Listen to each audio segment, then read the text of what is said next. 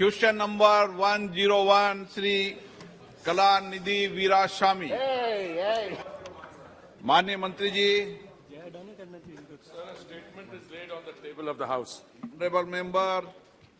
Sir, the country has a problem where there is unemployment and huge amount of income disparities, sir. We talk about below poverty line families where the total income of a family is only around 30,000 rupees annually. And when we are talking about this, we are selling gas cylinders for 1,000 rupees, and even if you consider the 200 rupees subsidy which is being given, it's about 9,600 rupees, sir. For a family which is earning 30,000 rupees, we talk about the below poverty line families. You are claiming that we are giving gas for so many crores of people. I would like to know, like income tax. Income tax, you have slabs where you say that up to 7 lakhs, we are not going to charge you any income tax. Honorable member, or Sir, question. Sir, question is coming, sir. So I am asking, can you consider giving subsidy for LPG at a much better rate for these BPL families, where it can be given at probably 200 rupees per cylinder for the BPL families, and maybe at a higher rate for higher income Okay, groups? Mantri ji. Thank you. Honorable Speaker, sir, I want to, with your permission, draw the attention of the honorable member to the fact that it was precisely because the capacity to pay for families which are termed as BPL or below poverty line that the Ujjwala scheme was introduced. The Ujjwala scheme, sir, when it was introduced, initially it had 8 crore connections, and these 8 crore connections were provided a good 7 or 8 months before the time. We reissued another 1 crore 60 lakh cylinders under the Ujjwala scheme, where the lady member of the household is presented free of cost a cooking top and a cylinder. Now, during the course of the pandemic, sir, when economic activity had come to a grinding halt at one stage, and then it was slow, and the families who are in the below poverty line categorization were the most severely affected, the government gave 3 cylinders free of cost to those BPL families. Sir, insofar as prices are concerned, I should like to submit through you, sir, to the House, that we import 60% or thereabouts, perhaps even more sometimes, of our requirements. We have to import them. The import price, sir, is linked to what is called the Saudi CP, or the Saudi contract price. And the interesting thing is that the Saudi contract price during the last 2 years or so, if we have to use this as a reference period, sir, it has gone up from 250 per metric tons per $250 per metric ton to something like $900 per metric ton. Today also, I think it is around $751 per metric ton. Now, if your import bill is determined by the international price, then it is very interesting to analyze what the government did. Because the government is sensitive to the requirements, sir, of the consuming population, particularly, as the honorable member says, to the most vulnerable, we did not allow the cost of domestic LPG to increase. Saudi contract price, sir, went up 333%, and yet the price increase was very small for the domestic thing. In May 2022, precisely as the honorable member states, we introduced a 200... माननीय मंत्री जी, संक्षिप्त में. Sir, I would like to complete this. आपको इजाजत नहीं दी, आप इनका जवाब मत दिया करें. 200 एक बात सुन लें, प्लीज बैठें, प्लीज बैठे मंत्री. कोई भी माननीय मंत्रीगण नीचे बैठे कोई व्यक्ति टिप्पणी करता है तो आप उसका जवाब मत दिया करें. ये लाइन आपको कही दे दिया, लेकिन आप उन पर बहस करना चाहते हैं। उनसे तो सर बहस करना, मैं कौन होता हूं बहस से, इतने विद्वान हैं, हाँ, लेकिन आप चर्चा मत करो। हैं, तो मैं कौन होता हूं? मैं जिनको अलाउ करूं उनका जवाब दो आप। Sir, I want to conclude this, that at the end of the day, sir, at a time when the Honorable Prime Minister was providing 3 free meals, dry rations, to a very large segment of our population, even at that stage, we did not allow the price of domestic LPG to go up. Now, at the end of the day, that 200 rupees subsidy, what is a subsidy? It is taxpayers' money. And as the Honorable Member says, the ones who are most vulnerable, we are always ready. Left to this House and the Honorable Prime Minister, it would be ideal if the international or the Saudi contract price could come down from 750 further down. It would enable domestic LPG to be sold at even more economical rates. So I wish to submit this in response to what the Honorable MP has said, and I always stand ready to be able to, I would also be able to provide further Honorable details Member on this. Sir. Supplementary. Thank you, sir. Sir,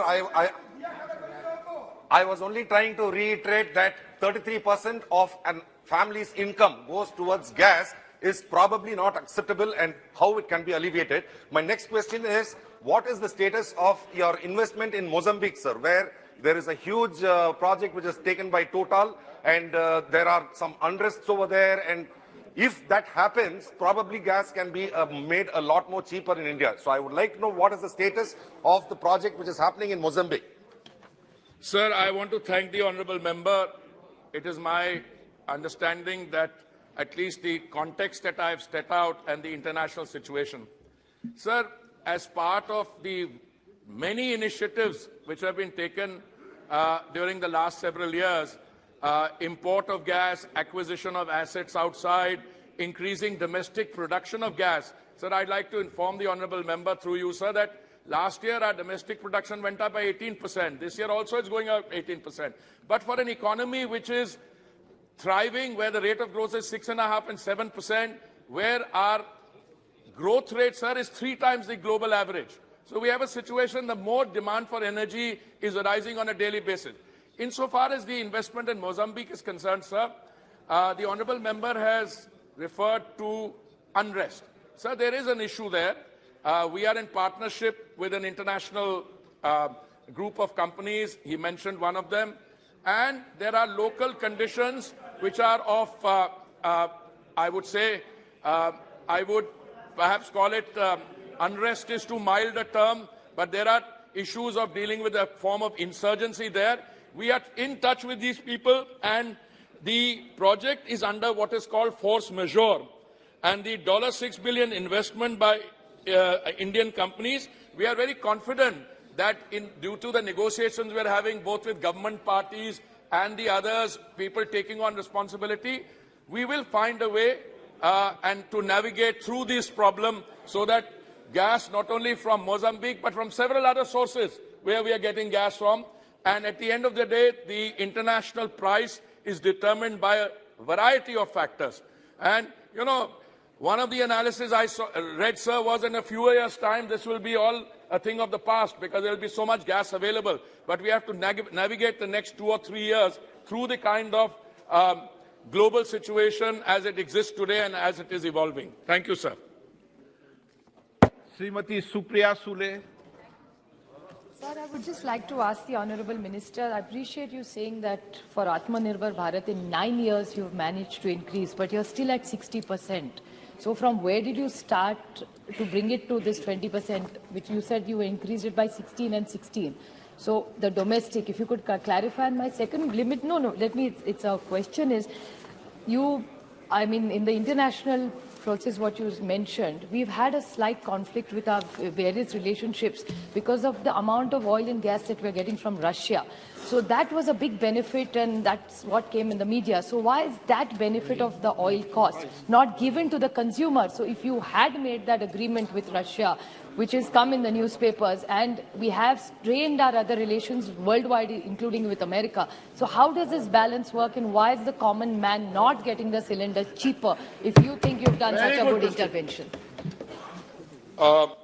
Honorable Speaker, sir, I think I should start by saying that precisely because the government wants to insulate our domestic consumer from the volatility which results on account of the international prices, we took a number of steps. First of all, if you look at the scale, in 2014, sir, we had 14 crore connections, gas connections. That has risen to 31 crore or more than that. Today, apart from the 31 crore connections, several other things have happened. Our gas pipeline, which was at something like 14,000 kilometers in 2014, we are taking it to 33,500 kilometers. That is a target. We are already at 23,500 kilometers. Our domestic production, I mentioned, has gone up 18% last year and 18% this year. But we still have to, after that increase in production, import 60%. Now the issue, sir, here is oil marketing companies have not increased the price. They took a massive loss, huge losses on account of the fact that they were not able to pass through onto the consumer the international price at which they were importing. So they had 28,000 crores lost, for which the government compensated them for 22,000 crores. Equally, insofar as petrol and diesel prices are concerned, sir, on two occasions, thank you for giving me this opportunity. In November 21 and again मंत्री जी, in मैंने May 22, Gita Viswanathan का announce कर दिया, आप बैठ जाइए. गीता विश्वनाथन जी.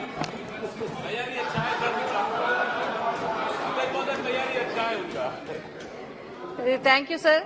I convey my thanks to Honorable Minister for more and more connections given to under Ujjwala scheme. Sir, thank you. But I would like to know from the Honorable Minister, it is estimated that rural households with LPG connections are spending 6.7% of their income on fuel, which was 40% than the amount they were paying. Honorable member, short mein. Shifting to LPG, thereby forcing them to make unfair choices about their basic standards of life. I would like to know from the Honorable Minister. माननीय मंत्री जी, माननीय सदस्यगण, मैं आपसे फिर आग्रह कर रहा हूं, अपना क्वेश्चन शॉर्ट में पूछो, नहीं तो जितना लंबा क्वेश्चन पूछोगे माननीय मंत्री जी उतना डबल जवाब देंगे. I must seek, sir, I'm happy to provide a shorter answer, provided to know what the question is. Sir, insofar as rural household spending is concerned, sir, I again reiterate, the government has taken a number of steps and very effective to insulate the consumer by bringing the price of petrol and diesel. They have not gone up since 6th April last year. Throughout the world, the increases are astronomical. In India, petrol and diesel prices in the OMC pumps have not gone up since 6th April of 2022. I think this point, sir, needs to be appreciated.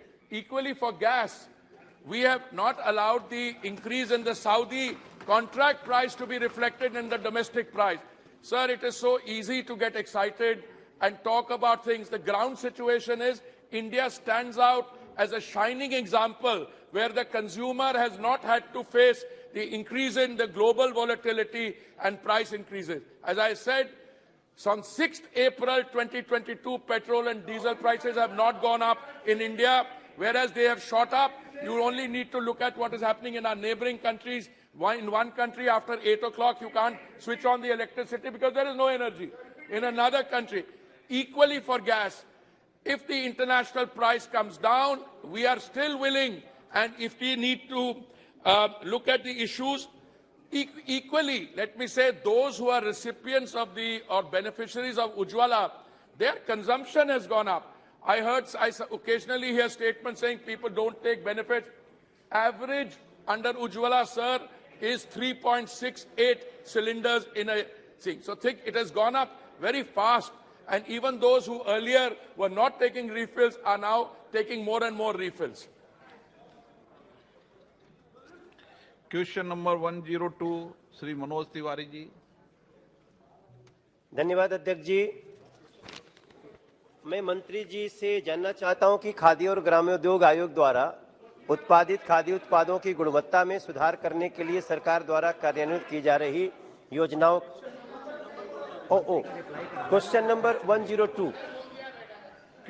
माननीय मंत्री। अध्यक्ष महोदय, उत्तर सभा पटल पर रख दिया गया। माननीय सदस्य, मैं मंत्री जी से जानना चाहता हूं कि खादी और ग्रामोद्योग आयोग द्वारा उत्पादित खाद्य उत्पादों की गुणवत्ता में सुधार करने के लिए सरकार द्वारा कार्यान्वित की जा रही योजनाओं का ब्यौरा क्या है और पिछले 3 वर्षों में खादी क्षेत्र के आधुनिकीकरण के लिए कोई वित्तीय सहायता प्रदान की गई है क्या? माननीय अध्यक्ष महोदय, खादी विकास सुधार कार्यक्रम के अंतर्गत जो खादी में सुधार किया गया है, हमारा under Khadi development and reform programme के अंतर्गत खादी उत्पादों की गुणवत्ता सुनिश्चित करने के लिए 2013 में खादी मार्क की शुरुआत की गई थी। खादी मार्क न केवल खादी उत्पादों की वास्तविकता की गारंटी देता है, बल्कि खादी को ऐसे ब्रांड के रूप में बढ़ावा देता है जो सामाजिक, सांस्कृतिक, पर्यावरण संबंधी मूल्यों को दर्शाता है। माननीय सभापति महोदय, खादी विकास योजना के विज्ञान और प्रौद्योगिकी घटक के अंतर्गत उत्पादों की गुणवत्ता बढ़ाने, कारीगरों की उत्पादकता और आय में वृद्धि करने, मानव परिश्रम को कम करने, बाजार की मांग के अनुसार नए उत्पादों को विकसित करने तथा स्थानीय कच्चे माल का कुशलतापूर्वक उपयोग करने के लिए विभिन्न अनुसंधान विकास कार्यक्रम चलाए गए हैं। माननीय मंत्री जी ने बहुत विस्तार से जवाब दिया है और मैं उसके लिए आभार प्रकट करता हूं। मगर मेरा एक पूरा प्रश्न है, जैसे हमें भारत के यशस्वी प्रधानमंत्री जी के सोच और विजन जो खादी के लिए है उस पर बहुत गर्व है अध्यक्ष जी, और हमें पता है कि इसी के कारण आज युवाओं में खादी फैशन ट्रेंड कर रहा है। 2-3 बातें बहुत महत्वपूर्ण है जो हमें डेटा में मिला है कि इस समय निफ्ट के समान ही खादी भी फैशन वर्ल्ड की पसंद बन रही है अध्यक्ष जी, और खादी क्षेत्र के कामगारों की आर्थिक स्थिति को सुधारने के लिए प्रधानमंत्री जी बहुत चिंतित रहते हैं, जैसे युवाओं में खादी ट्रेंड हो वैसे ही। और मुझे एक अच्छी बात और आई है कि खादी ग्रामोद्योग केंद्र के जो अध्यक्ष हैं वो गांव-गांव प्रवास भी कर रहे हैं। पर मेरा प्रश्न है कि मंत्री जी बताएंगे कि जैसा वर्षों से जो गरीब कामगार हैं जो इस खादी को बनाने में सूत काटते हैं, जिनके लिए प्रधानमंत्री जी हमेशा चिंतित रहते हैं कि इनकी आर्थिक स्थिति अच्छी हो, क्या उनका वेजेस बढ़ाने का कोई प्रावधान है, कोई योजना है? उसमें जानकारी चाहता हूं। माननीय अध्यक्ष महोदय, विशेष रूप से निफ्ट की जो बात की है उसके लिए गांधीनगर, बेंगलोर, कोलकाता और शिलांग में हब बनाए गए हैं, जिससे उनके कामों को ज़्यादा से ज़्यादा काम किया जा सके और नई नई फैब्रिक का उत्पादन किया जा सके। घरेलू या अंतर्राष्ट्रीय बाजार उच्च स्तरीय फैब्रिक कपड़ों के गुणवत्ता मानकों को प्रसार किया जा सके। विशेष रूप से हमारे जो माननीय सदस्य हैं उन्होंने कहा है कि हमारे जो कारीगर हैं उनकी गुणवत्ता के लिए, उनकी सुधार के लिए क्या कुछ पैसा बढ़ाया जा रहा है। विशेष रूप से जब वो कत्तन करते हैं तो उन्हें 7.5 रुपये दिया जाता है एक कत्तन पे, लेकिन इसे बढ़ाने का प्रावधान किया गया है, इसमें कुछ न कुछ पैसा बढ़ाया जाएगा। निशिकांत दुबे। धन्यवाद सभापति महोदय, अध्यक्ष जी। माननीय प्रधानमंत्री जी के कारण खादी आज 1.5 लाख करोड़ से ऊपर का टर्नओवर कर रहा है। मेरा बड़ा साधारण सा सवाल है सर कि जो केवीआईसी है उसके जो बड़े बड़े शोरूम हैं वो दिल्ली, मुंबई, जयपुर, भोपाल, गोवा, और खादी ये रूरल एरियाज में रोजगार का बहुत बड़ा साधन है। और जो 298 क्लस्टर हैं खादी के, उसमें 250 क्लस्टर वैसे हैं जो कि इसी वेस्टर्न इंडिया में मौजूद है सर। ईस्टर्न इंडिया इससे अछूता है। मेरा आपके माध्यम से मंत्री महोदय से साधारण सा प्रश्न है कि वर्कसेट प्रोग्राम, मिशन सोलर चरखा, स्फूर्ति, वर्किंग कैपिटल, हनी मिशन और जो कंपटीशन आ रहा है दुनिया में खादी को प्राइवेट सेक्टर से जो आ रहा है या हैंडलूम सेक्टर से अलग हटकर जो मशीन मेड कपड़े पर आ रहा है, उसके बारे में ईस्टर्न इंडिया के डेवलपमेंट के लिए, खासकर बिहार, झारखंड, उत्तर प्रदेश, राजस्थान और बंगाल और नॉर्थ ईस्ट के लिए जो समस्याएं हैं जहां खादी की प्रेजेंस कम है, उसके लिए भारत सरकार क्या कर रही है?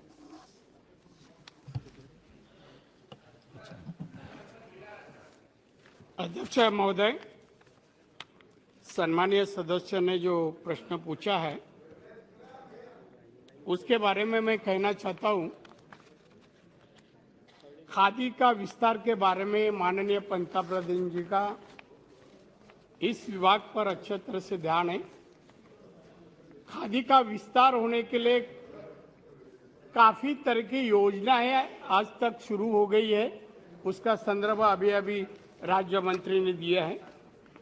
क्लस्टर के बारे में जो राज्य में जिस इलाके में क्लस्टर अभी तक पहुंचे नहीं है वहां क्लस्टर देने के प्रयोजन सरकार कर रही है और रोजगार भी बढ़ाने का कोशिश है। खादी से रोजगार बढ़ाने की कोशिश करने के लिए ये प्रावधान किया जाता है और खादी में अलग अलग योजना, गुणवत्ता में सुधार, चरकों में जो सुधार, इसमें कौशल्य विकास के माध्यम से आधुनिक टेक्नोलॉजी वजह से ये खादी में सुधारने का काम चालू है और ज्यादा रोजगार निर्माण करके उत्पादन खादी के कामगार को बढ़ाने की कोशिश चली है। श्रीमती कनिमो जी। Sir, we know that the Khadi craftspeople and the weavers have been really affected during COVID.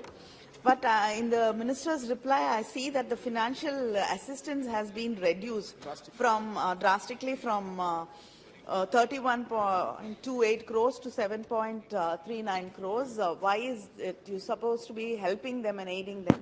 You've been reducing that, and the Center of Excellence for Khadi has been set up in NIFs in Ahmedabad, Bangalore, Calcutta and Shillong. Why has Chennai been left out? Thank you. Very good question. माननीय मंत्री जी। अध्यक्ष महोदय, चेन्नई को छोड़ा नहीं गया है।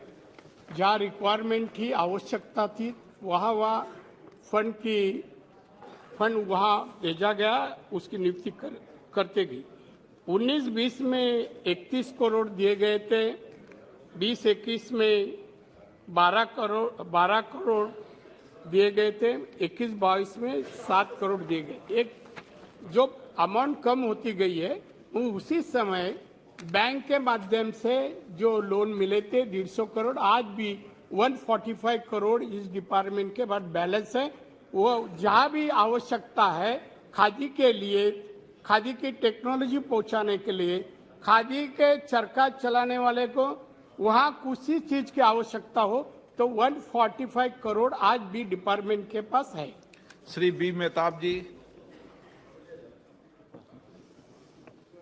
Thank you, Honorable Speaker, sir.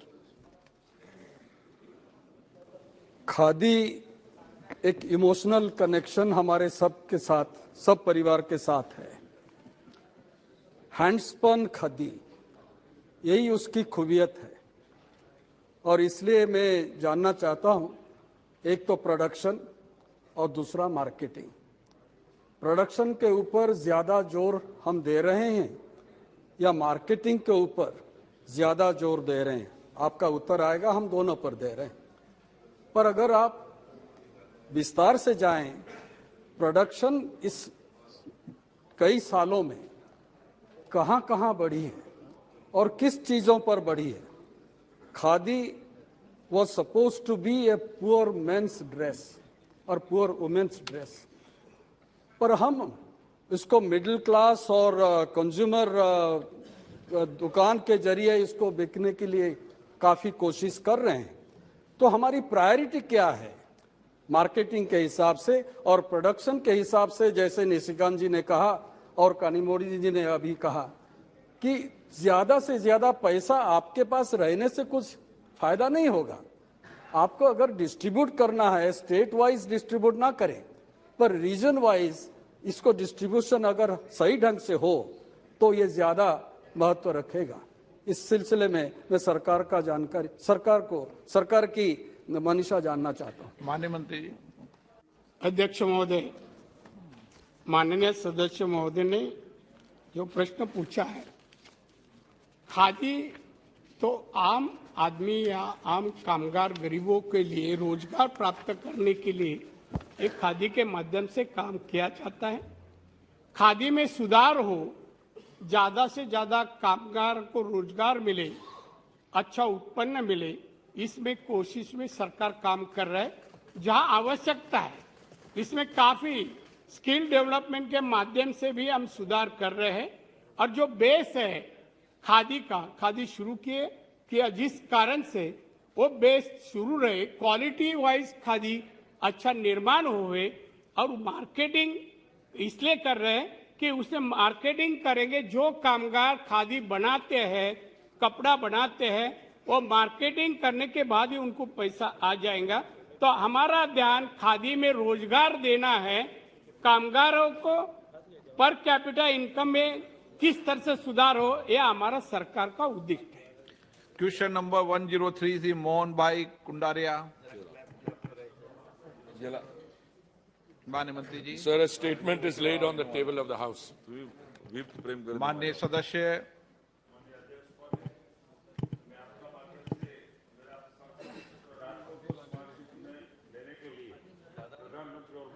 आभार व्यक्त करता हूं। खास करके राजकोट स्मार्ट सिटी में 71 प्रोजेक्ट परियोजना में स्टार्ट किया था, उसमें से 33 परियोजना पूर्ण हुई है। 38 परियोजना का काम चालू है। सरकार की 2017 से 2023 तक 5 वर्ष की परियोजना था। वो जो प्रोजेक्ट 38 चालू से, उसमें समय मर्यादा बढ़ाने के लिए सरकार कोई सोच रहा है क्या? Honorable Speaker, sir, I want to thank the honorable member for raising this question on the smart city project in Rajkot. और जैसे माननीय सांसद ने कहा, यहाँ पे राजकोट में टोटल 71 प्रोजेक्ट हैं 2161 करोड़ के कॉस्ट के लिए। इसमें 33 प्रोजेक्ट ऑलरेडी कंप्लीट हो गए हैं 803 करोड़ के, और 38 प्रोजेक्ट जो हैं 1355 करीब करोड़ के, which is work in progress. Sir, अभी ये जो योजना है इसमें फंडिंग जो है जून 2023 तक की हमने प्रोविजनिंग की है, और जिस तरीके से राजकोट में काम हो रहा है, माय असेसमेंट सर इज के Rajkot is one of the more successful amongst the successful smart city projects. और हमारा जो सिस्टम है, जैसे प्रोजेक्ट कंप्लीट होता है और उसका कंप्लीशन सर्टिफिकेट आता है, तो हम अगली सेगमेंट के लिए भी प्रोविजनिंग और जो हुई है उसमें पैसा रिलीज कर देते हैं। तो मुझे पूरी उम्मीद है कि अब से लेके जून तक जो भी हमारे पास समय है उसमें हम इनकरेज करेंगे राजकोट की smart city special purpose vehicle को, और जो भी ओवरसाइट हो रही है, हम स्टेट गवर्नमेंट भी इसमें ओवरसाइट करती है। जो 6 उनकी स्मार्ट सिटीज हैं गुजरात में, हम केंद्र सरकार से भी करते हैं, और हमें विश्वास है कि काम समय से पूरा हो जाएगा, और इसके लिए हम उनको इनकरेज करते रहेंगे। माननीय अध्यक्ष महोदय, गुजरात में स्मार्ट सिटी में शहर को चयन किया है। नेक्स्ट प्रोजेक्ट में गुजरात में नया कितना शहर में वो प्रोजेक्ट का लाभ मिलेगा? देखिए सर, केंद्रीय सरकार की तरफ से जो फंडिंग है स्मार्ट सिटीज प्रोजेक्ट्स के लिए, वो है टोटल हमारी तरफ से 500 करोड़, और 500 करोड़ उसमें से राज्य सरकार की तरफ से आना है, और बाकी जो पैसा है पब्लिक प्राइवेट पार्टनरशिप के प्रोजेक्ट्स के थ्रू, और बाकी sir the central government stands ready to cooperate in for all the 100 smart cities. सब जगह integrated command and control centre बन गए हैं। अगर कुछ और भी जरूरत हो, पर अभी तक जो स्मार्ट सिटीज प्रोजेक्ट्स की फंडिंग है सर, वो अभी सिर्फ इन 100 के लिए है, और अभी अगर कुछ स्टेट गवर्नमेंट्स अपनी तरफ से कुछ सिटीज को स्मार्टिफाई करना चाहते हैं, जैसे कई सरकारों ने किया है, राज्य सरकारों ने, तो हम उसको इनकरेज करेंगे। क्वेश्चन नंबर 112 भी क्लब किया जाता है। माननीय मंत्री जी 112 क्लब कर रहे हैं, स्मार्ट सिटी का क्वेश्चन है। श्री अर्जुन मीणा जी। धन्यवाद अध्यक्ष महोदय। माननीय मंत्री जी ने नहीं, पहले क्वेश्चन नंबर 112 बोलो। Question number 112। माननीय मंत्री जी। Sir, a statement is laid on the table of the house. माननीय सदस्य। धन्यवाद अध्यक्ष महोदय। माननीय मंत्री जी ने काफ़ी विस्तृत से देश में स्मार्ट सिटी के बारे में विस्तृत से उत्तर दिया है। मैं राजस्थान के उदयपुर स्मार्ट सिटी के बारे में लगभग 127 परियोजना का कार्य पूर्ण हो चुका है और 1371 करोड़ रुपए खर्च हो चुके हैं। 9 परियोजना का कार्य चल रहा है। मैं माननीय मंत्री जी से पूरक प्रश्न पूछना चाहता हूं, क्या मंत्री जी स्मार्ट सिटी उदयपुर में आने जाने वाले लोगों के लिए जाम लगता है बार बार, उसको निजात पाने के लिए उदयपुर सिटी रेलवे स्टेशन से कोट चौराहे तक एलिवेटेड रोड बनाने की मंशा रखते हैं क्या? धन्यवाद। कोई मंत्री जी के पास कोई नक्शा थोड़ी लगा, एक एक रोड का बता देंगे भाई। आप तो जनरल क्वेश्चन पूछो ना, इस रोड से ऑनरेबल स्पीकर सर, सबसे पहले तो मैं उदयपुर की जो स्मार्ट सिटी है मैं उनको बधाई देना चाहता हूं। नेशनल रैंकिंग में आज वो 5वें स्थान पे है and it's a very successful smart city project. पर मैं with due modesty I also want to say sir that Udaipur is one of the most beautiful cities, or even before the smart city project commenced in June 2015, Udaipur already had a very heavy footfall of tourists visiting the many beautiful locations there, and I've greatly benefited from these visits. Sir, जो smart city projects में individual projects take up किए जाते हैं वो state की तरफ से आते हैं, और इस समय मैं समझता हूं कि जो उदयपुर में आप देखिए तो 127 projects work has been completed, 1372 crore. Work order stage पे 9 प्रोजेक्ट्स हैं, 257 crore. Since only a few months are left for the projects to be completed, मैं समझता हूं इस समय कोई नया प्रोजेक्ट उसमें इंट्रोड्यूस करने के लिए स्कोप कम है। बट राज्य सरकार के एफर्ट से, केंद्रीय सरकार से एफर्ट से, अगर जो माननीय the honourable member mention traffic congestion and he had asked for an elevated roadway, these are all projects that can be considered by the concerned agency under different provisions which are available, sir. राज्य सरकार आपसे सलाह नहीं लेती, वो तो खुद ही change कर देती है। शशि थरूर जी। Much, Mr. Speaker.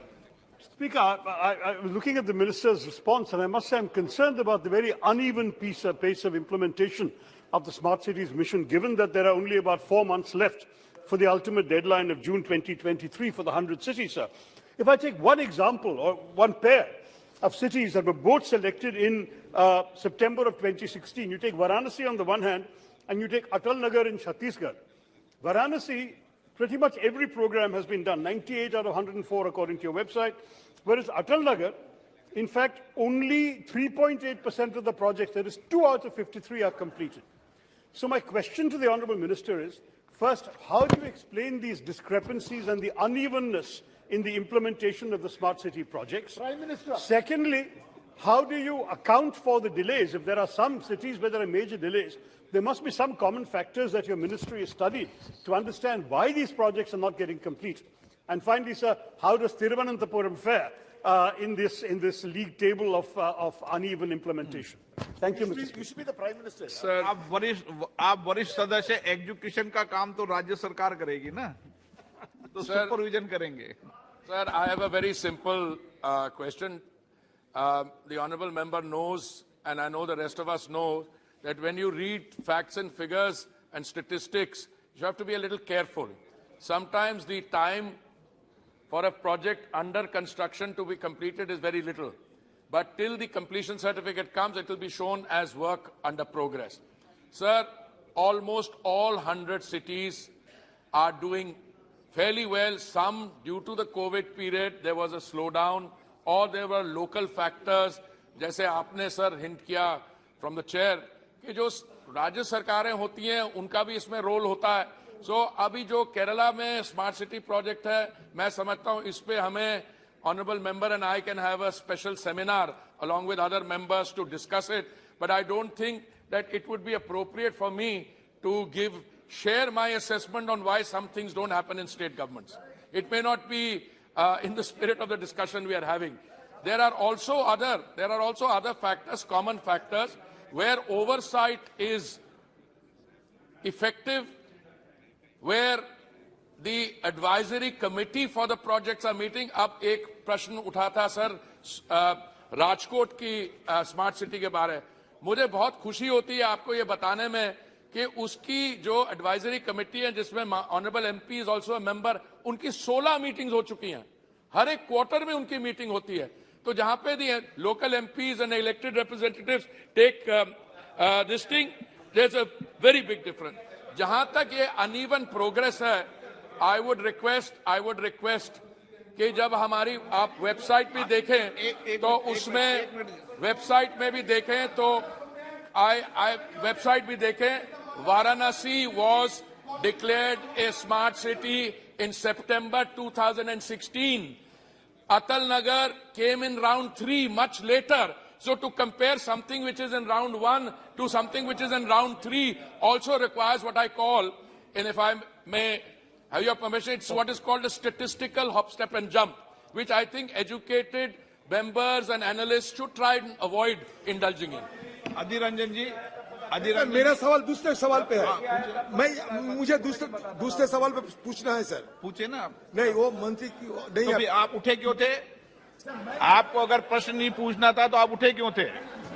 सर इसलिए उठा था कि शशि थारूर जी जो सवाल पूछा था सर, ये डिस्क्रिपेंसी के बारे में उनका सवाल स्पष्ट था कि बनारस वो विद्वान है, आप उनका सब लेकिन our concerned minister is a well loquacious minister in the house. He knows how to deviate, how to deflect, and how to. Question number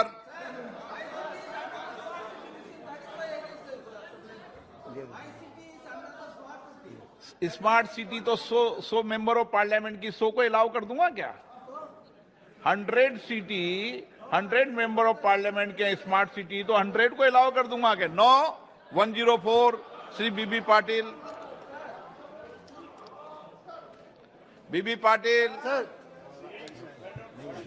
sir just small question, जवाब पटल पर रखा है. Shri Dayanidhi Maran. Thank you, Speaker, sir. Sir, our minister is a very dynamic minister, and he has all the data in his hand. I just want fingertips. I just want to ask you, sir, you're doing this pilot project about 2 parts. The first part is this: how you ensure that when you lay these fibers, you don't expand the roads again, so that these fibers don't get affected? And is this fibers which you are laying for along with the national highways, will it be exclusively for the national highway program, or will it also be leased out to other private operators like internet ISPs and other service providers? So part B, since Bengaluru is being mentioned, and we have been making a severe request for you. So recently I had an opportunity to travel to Ranipet from Chennai. The roads are pathetic. So all the land has been given by the state government. The expansion work is all land sector. But your contractors have gone to the court. For the last 4 years, sir, the Chennai-Bengaluru highway is in a mess. It takes nearly more to cross, say 100 kilometers. It takes 4.5 hours. It's in a very pathetic state. So I know you will come and tell me that because all the contractors have got to court. Sir, what is this process? How do you overcome it? So why should a common man or why should the people of Tamil Nadu suffer? Because your contractors or your people are not able to ensure that these contractors fall in line. So please ensure that these projects are completed on time. Thank you, sir. Honorable Chairman, sir, basically the problem related with the Chennai-Bangalore Express Highway, I just got opportunity to visit on the site. The problem is not with my department. Here I need your cooperation for that. Aggregate is not available. Sometimes the permission given for 3 months, after 3 months again to get new permission is a difficult task. Then there is no permission for mining. Also there is a big problem. Then how we can make the roads? The problem is land acquisition is a problem. Environment forest clearance is not there. Still, Bangalore side express highway is really, the progress is very good. But still as Tamil Nadu, we don't have land, we don't have clearances, then how the contractor are going to work for that? That is to be a big problem. I am really thankful for you. that I need your cooperation. Particularly, I want to work for Tamil Nadu. We have a lot of projects. Many times I explain it to the Honorable Member of Parliament, and many times I have given my representation to Honorable Chief Minister also, that as far as without land, without environment clearance, how it is possible for us to construct the roads. So exactly, I'm with you. We want to complete this Chennai-Bangalore Express Highway, and actually my target is to complete this project up to end of this December this year.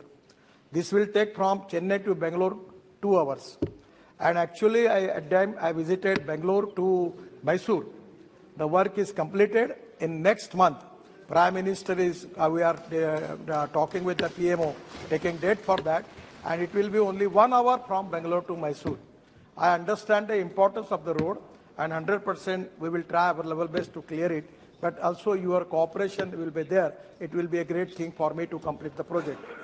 Regarding this Delhi-Mumbai Express Highway, regarding this is a Greenfield Express Highway, yes, I am telling you that.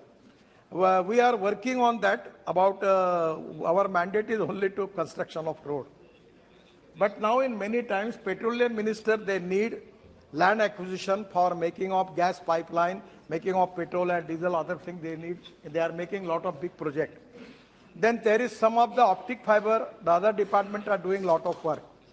The idea is experimentally for a pilot project, we are doing 2 projects. One is Delhi-Mumbai Expressway, Greenfield Expressway, and the other is Hyderabad-Bangalore Industrial Corridor, that is Brownfield Expressway. We have already appointed the agency Andhra Pradesh Urban Infrastructure Asset Management Limited, appointed by our NHLML, that is the organization in our NHI. And now the planning is that the cost is very high, because it comes in crores, 6 to 7 crore rupees per kilometer. The idea is we can make a duct where we can make a petroleum pipeline, we can make IT fiber line. Also there will be pipe, PVC pipe or the LDP pipe or HDP pipe for using for optic fiber cable. Then we can use electric cable also, and that can be easy because we don't need any land for that, because already acquisition is there. We can save the money on that. So Prime Minister program on Gati Shakti, we have to create cooperation, coordination and communication between the stakeholders. On the basis of that we are doing. But now I am thankful for Honorable Member to asking me this question. Now we are framing the policy, whether it is possible to work on BOT. If the private people can invest the money in duct, and then we can give these services to the concerning department, it can be 100% whether it is possible or not.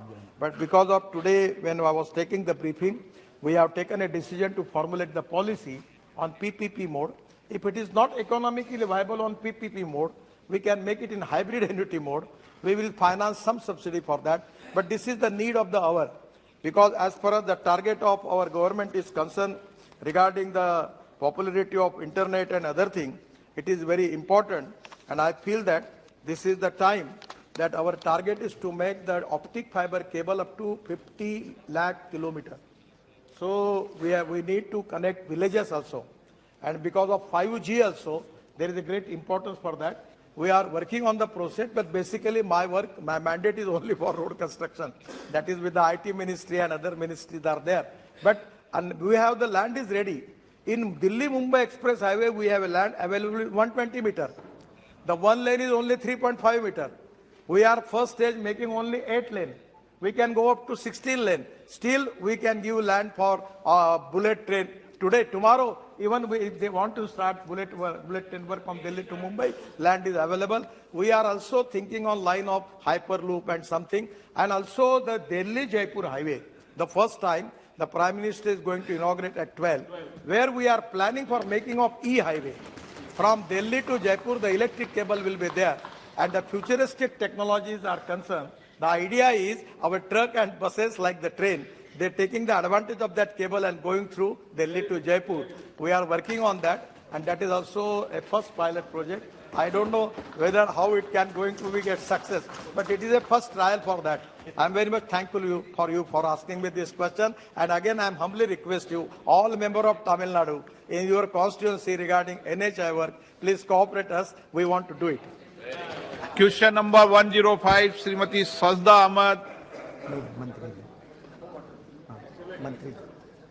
माननीय मंत्री जी, उत्तर सदन के पटल पे रखा गया है माननीय अध्यक्ष महोदय। श्री अधीर रंजन चौधरी जी, सर का मत तो आई नहीं ना। सर मेंबर नहीं है सर। अच्छा sir, the issue is that the question that has been raised under part 2, I mean B, whether the government has taken note that the huge virtual water trade of India is a great concern for water security, and if so, the details thereof. In your reply, in part B, you just check it out that this has not been spelled out in an elaborate manner. BC has been marked, but the core issue of virtual water trade has been conspicuously absent in your explanation in part B and C. We know that in the year 1993, the virtual water trade was conceived by Tony Allen. The name itself implies import and export of hidden water in various products.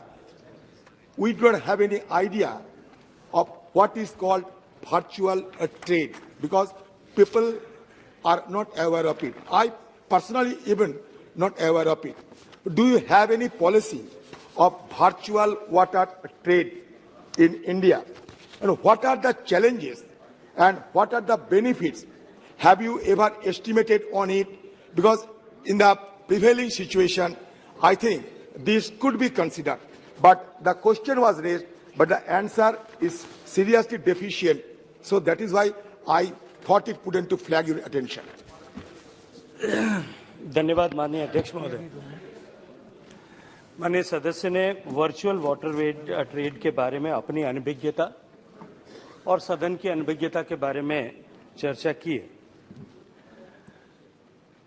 जिन सज्जन का नाम माननीय सदस्य ने लिया है, उन्होंने एक अध्ययन करके ऐसा बताया कि बहुत सारे क्योंकि जो भी कुछ उत्पादन होता है, चाहे भोजन का उत्पादन है, जो कपड़े हम पहनते हैं उसका उत्पादन है, जो हम सेवाएं जो हम उपयोग में लेते हैं, हर एक तरह की सेवा में कहीं ना कहीं पानी की आवश्यकता होती है। जो कृषि के उत्पाद भारत एक्सपोर्ट करता है, उसको लेकर के माननीय सदस्य ने चिंता व्यक्त की थी कि हम जो चावल निर्यात करते हैं, हम गेहूं निर्यात करते हैं, हम कपास निर्यात करते हैं, हम चीनी निर्यात करते हैं, ये सभी वाटर गजलिंग क्रॉप्स हैं और इनके निर्यात के चलते हम वर्चुअली पानी को निर्यात कर रहे हैं, जो कि भारत जैसे देश में जिसमें पानी की कमी है, निश्चित रूप से चिंता का विषय है। मैं माननीय सदस्य की जानकारी के लिए बताना चाहता हूं कि भारत सरकार ने जो कृषि के क्षेत्र में पानी उपयोग होता है, इसके उपयोग को कम करने के लिए निरंतर प्रयास किए हैं।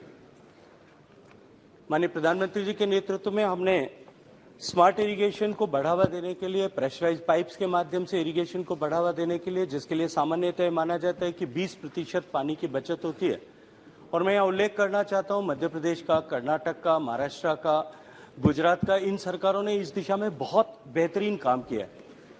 इसके अतिरिक्त जो है पल ड्रॉप मोर क्रॉप से आपको जानकारी होगी, माननीय प्रधानमंत्री जी ने कहा कि हमें हर एक बूंद से अधिकतम उत्पादन हो सके, इस दिशा में काम करना चाहिए। माइक्रो इरिगेशन को प्रमोट करने के लिए भी सरकार काम करती है। इन सब के अतिरिक्त भी यदि मैं माननीय सदस्य और सदन की जानकारी के लिए निवेदन करना चाहता हूं, आप सबको इस विषय का संज्ञान है कि इस वर्ष को भारत के माननीय प्रधानमंत्री जी के आग्रह पर और अनुरोध पर मिलेट ईयर के रूप में घोषित किया गया है। मैं ऐसा मानता हूं कि जिस तरह से दुनिया में फूड पैटर्न्स चेंज हो रहे हैं और उसके कारण से जो अवेयरनेस बढ़ रही है, it's an opportunity for our nation, क्योंकि हम दुनिया में सबसे ज्यादा मिलेट्स पैदा करने वाले देश हैं, सबसे ज्यादा वैरायटी ऑफ मिलेट्स पैदा करने वाले देश हैं।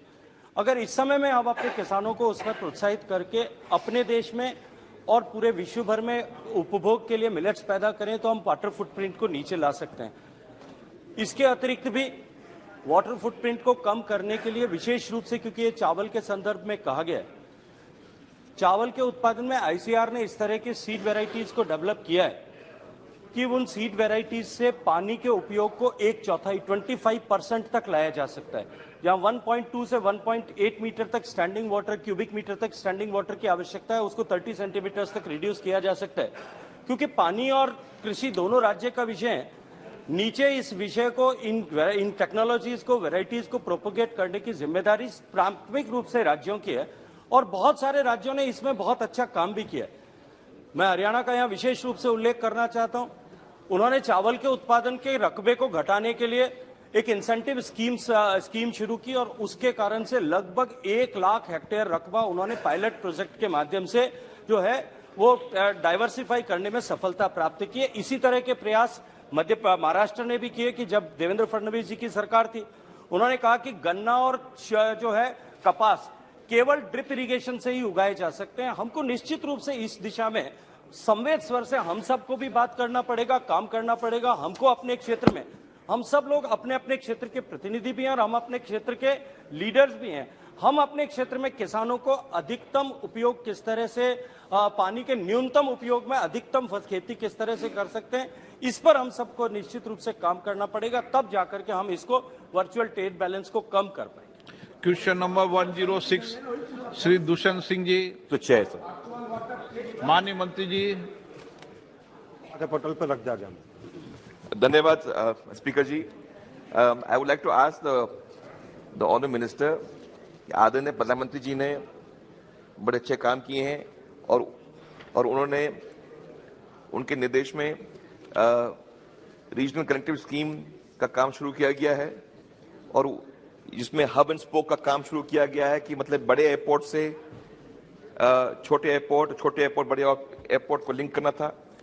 इसमें इंफ्रास्ट्रक्चर का जो डेवलपमेंट किया गया है, अभी ट्रैवल अब बढ़ चुका है।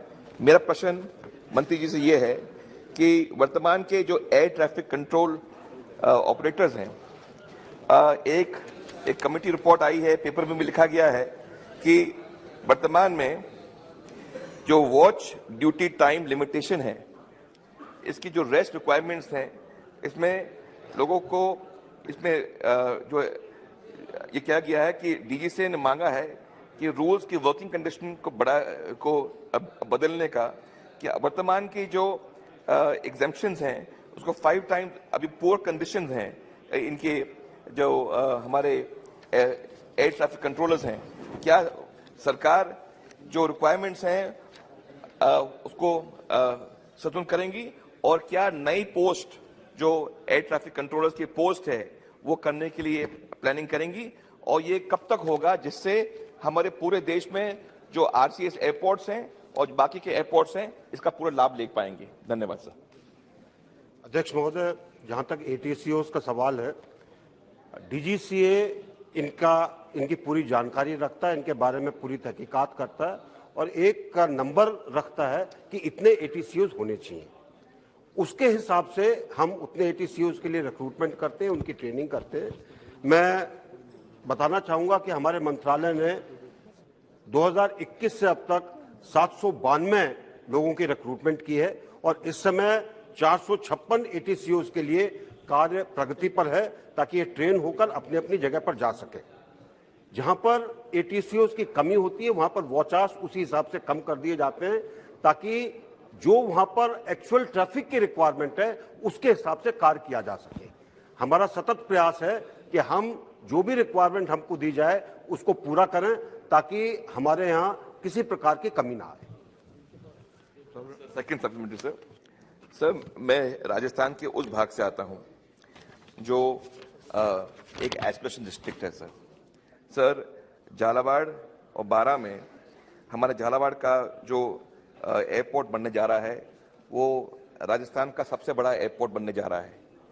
मैं माननीय मंत्री जी से मैं जानना चाहता हूं कि जहां हाड़ौती में, जैसे आपका क्षेत्र आता है, आपके क्षेत्र में भी एयरपोर्ट बनना चाहिए, हमारे क्षेत्र में भी एयरपोर्ट बनना चाहिए, हाड़ौती में के साथ साथ पूरे राजस्थान में एयरपोर्ट बनना चाहिए।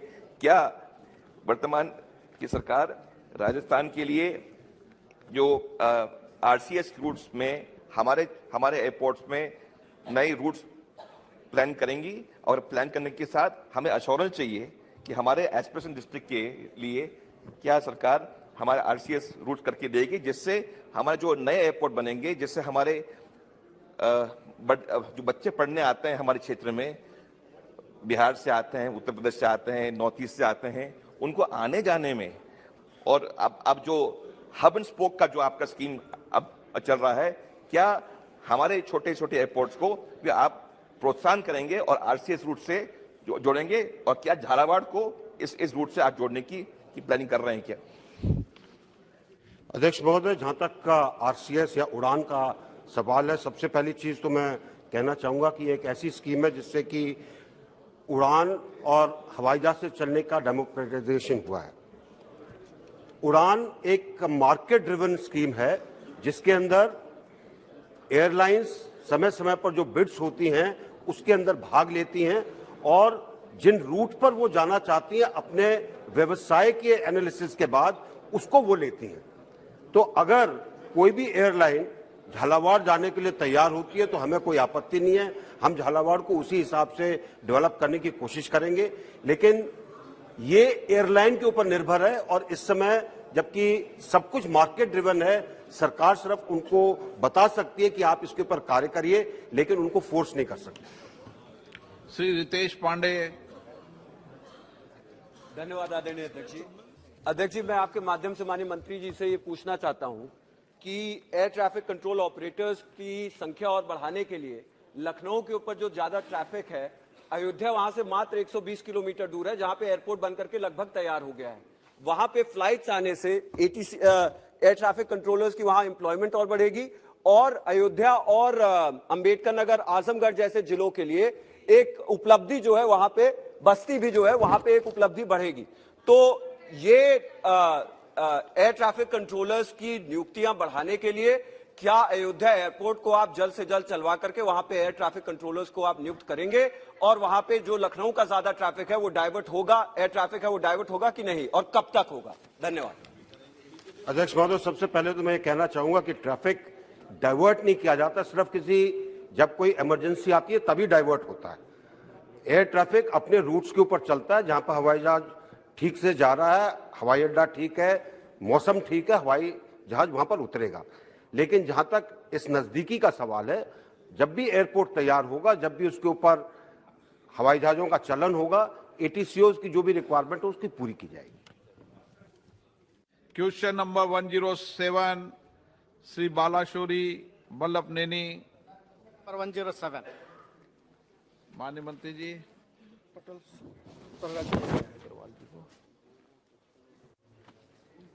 Sir, the allocation for education empowerment of minorities has come down in 2022 to 24.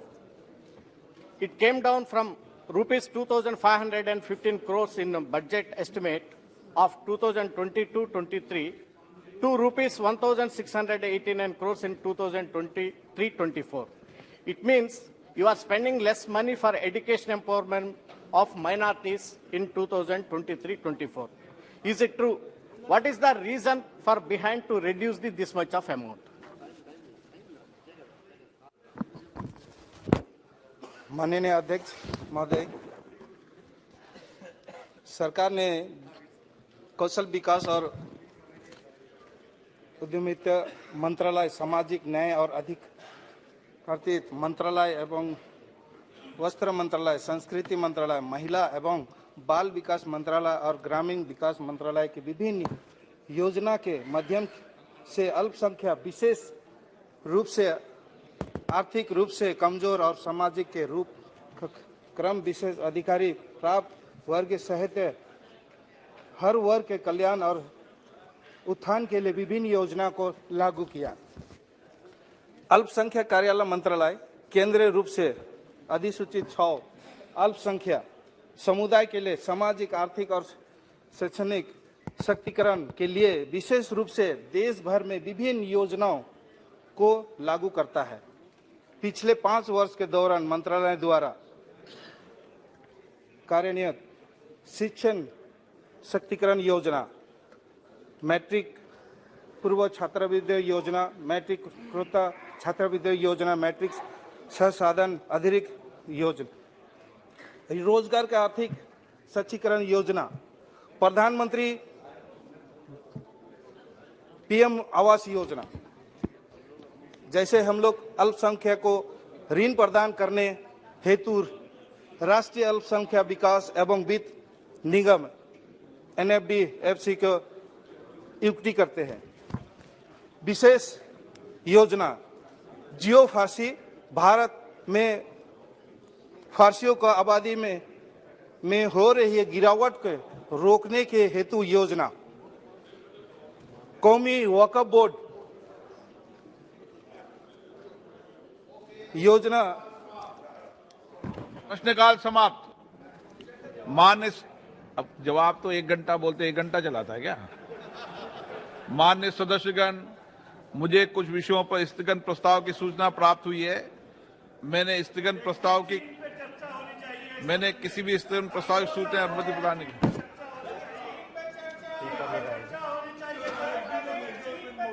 सभा पटल पर रखे जाने वाले पत्र आइटम नंबर 2 श्री प्रहलाद सिंह पटेल। माननीय अध्यक्ष महोदय, आज की कार्यसूची में मेरे नाम के सामने उल्लिखित क्रम संख्या 2 पर उपस्थित कागजात को मैं सभा पटल पर रखता हूँ। Item number 3 Shri VK Singh जी।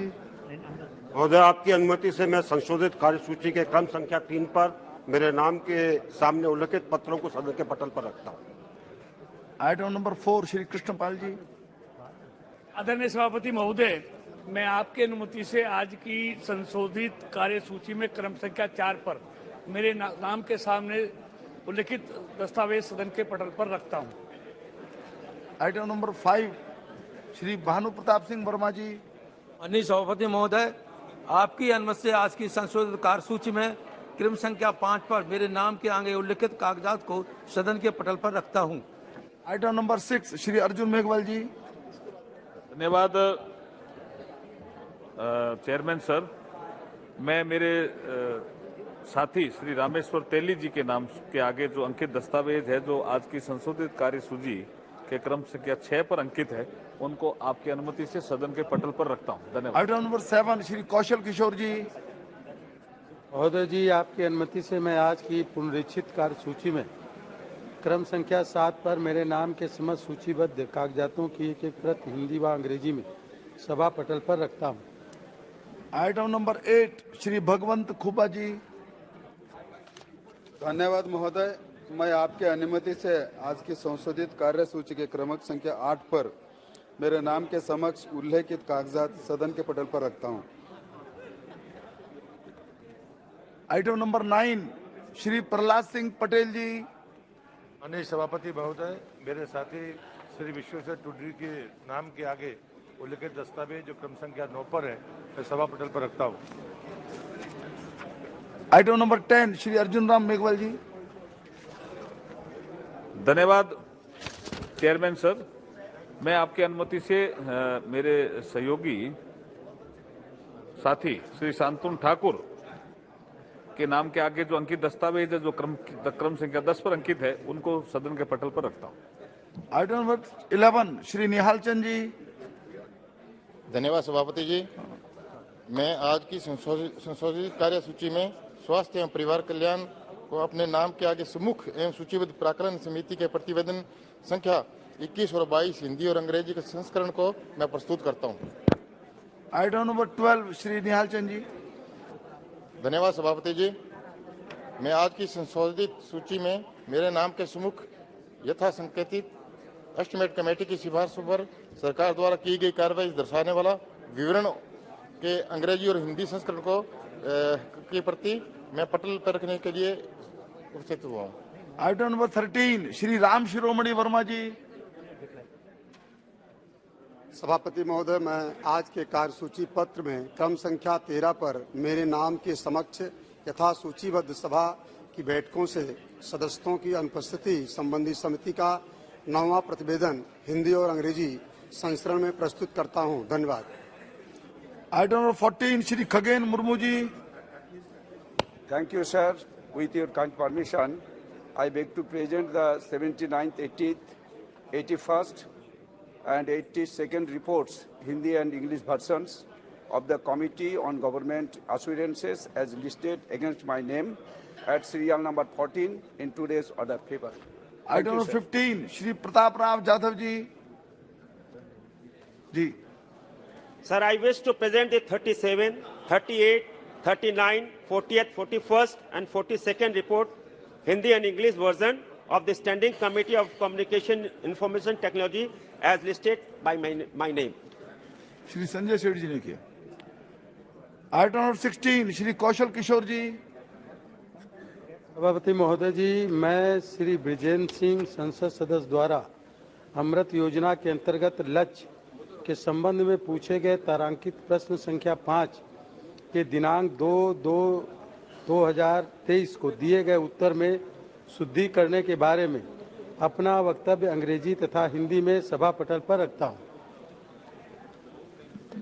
माननीय सदस्यगण, नियम 377 के अधीन मामले जिन माननीय सदस्यों के 377 के अधीन मामले स्वीकृत हुए हैं वो कृपया अपने विषय को सभा पटल पर प्रस्तुत करने का कष्ट करें। आइटम नंबर 18 केंद्रीय बजट पर चर्चा, Shri मरगनी Bharat ji.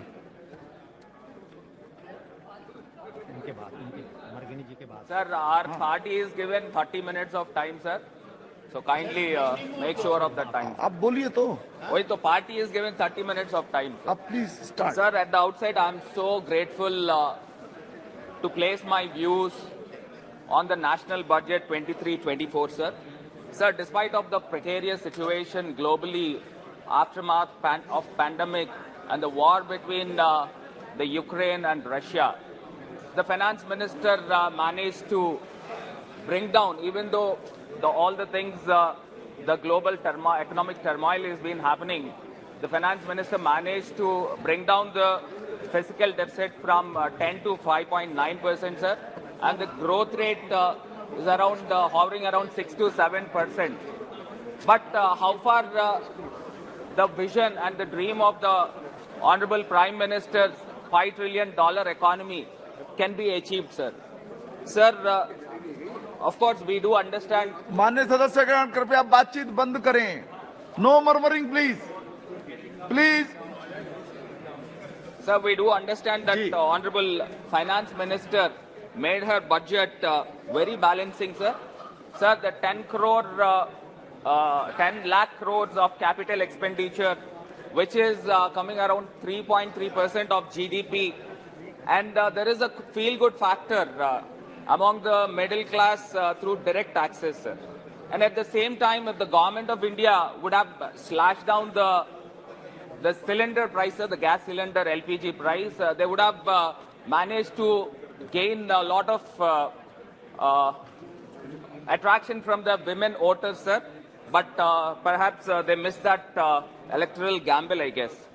Sir, primarily, I have my own reservation when it comes to my state of Andhra Pradesh, where my state was unscientifically bifurcated and the injustice is made to my state many more times. I've represented in this house itself, and I wanted to reiterate to this government, sir, the people of Andhra Pradesh, it is deeply bothering why this is the 9th consecutive year for the budget, sir. There is no prominent allocations made to my state, sir. And it is really heart-wrenching for the state of Andhra Pradesh, sir. Sir, as I said, the Andhra Pradesh state was bifurcated by the same old Congress party without any rhyme or reason, sir. Sir, just only for the political foul play or the political benefits, they have splitted the Andhra Pradesh state, divided. It's just like a birthday cake, sir. There is no any scientific evidence. When the state is getting bifurcated, they should have to see the repercussions, what is going to happen.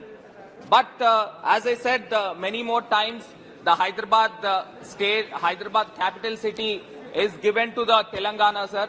Never in the history of independent India, when the state got bifurcated, the capital city will be restored with the residual state, sir. But here it is completely turned around. Sir, here the people of Andhra Pradesh invested our sweat and blood for about 70 years, sir. Sir, in turn, what we have achieved, and the great Hyderabad city has went to the state of Telangana, sir.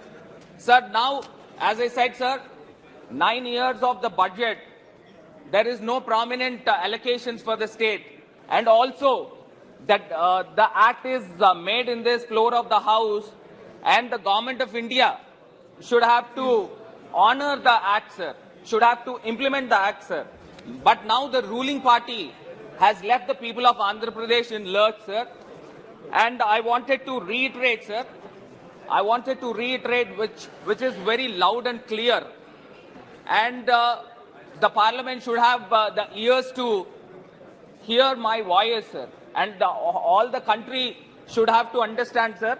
Sir, these and the Prime Minister, Mr. Manmohan Singh, has promised in the floor of the Parliament that in compensation for the bifurcation, Andhra Pradesh will be given the special category status, sir. So what all the benefits, what we get from this special category status, I would like to read out, sir. The preferential treatment in central assistance, the concession on excise duty to attract the industries, additional budgetary support from Government of India, 90% will be shared by the Government of India in centrally sponsored schemes, and 10% can be availed through loans. Sir, the tax concession to attract the industry, sir. Above all the above assurances approved by the Union Cabinet in March 2014. Sir, here Telangana is not the new state, sir. Andhra Pradesh is the new state. We have been facing the burdens, we have been facing the troubles since 9 years, and the Telangana agitation for 4 years. So we are really dying for the development, sir. So all these 13 years we have lost the time for the development, sir. Sir, secondly, I would like to convey to this House that Article 4, it says that the bifurcated state under the Article 3, the supplemental, incidental, consequential measures has to be taken care by the government and the Parliament, sir. Where are all these? I've been asking, sir. Sir, for the better understanding, so many the ruling party, I would like to quote in Hindi also, sir. Sir, मैं आपके माध्यम से आदरणीय अध्यक्ष महोदय को अवगत करना चाहता हूं. मुझे ऐसा लग रहा है, सर, मैं थोड़ा इतिहास को याद दिलाना चाहता हूं, सर. भगवान राम को 14 वर्ष वनवास को भेजा गया था. उसी प्रकार हमारे आंध्र की जनता के साथ 10 साल का अन्याय किया गया, सर. सर, मैं आपके माध्यम से आदरणीय प्रधानमंत्री जी को विनम्रता पूर्वक से अनुरोध करता हूं, सर, आप भगवान राम के भाई भरत जैसा आंध्र राज्य को अपने कंधों पे रखकर विकसित रूप से स्पेशल कैटेगरी स्टेटस दिया जाए, सर. मेरा विनती है, sir. He himself is Bharat. Thank you. He himself is Bharat.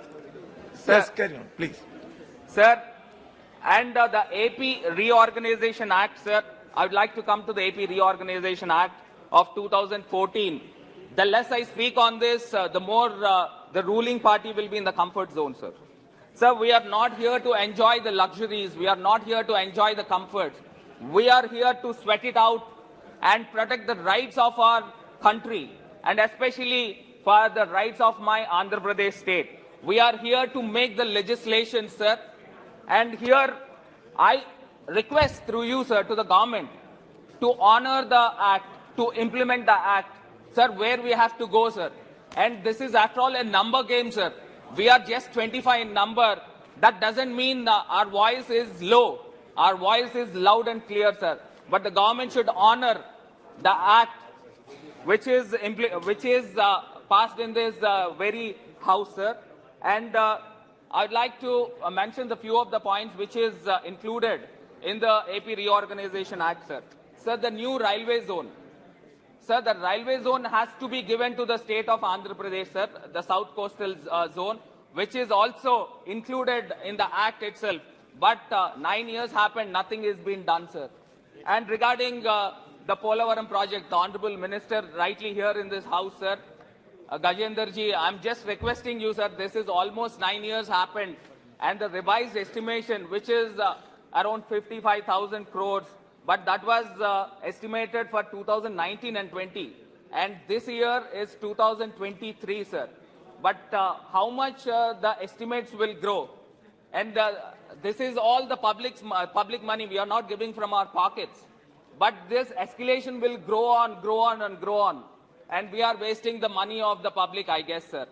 Because the project has to get completed.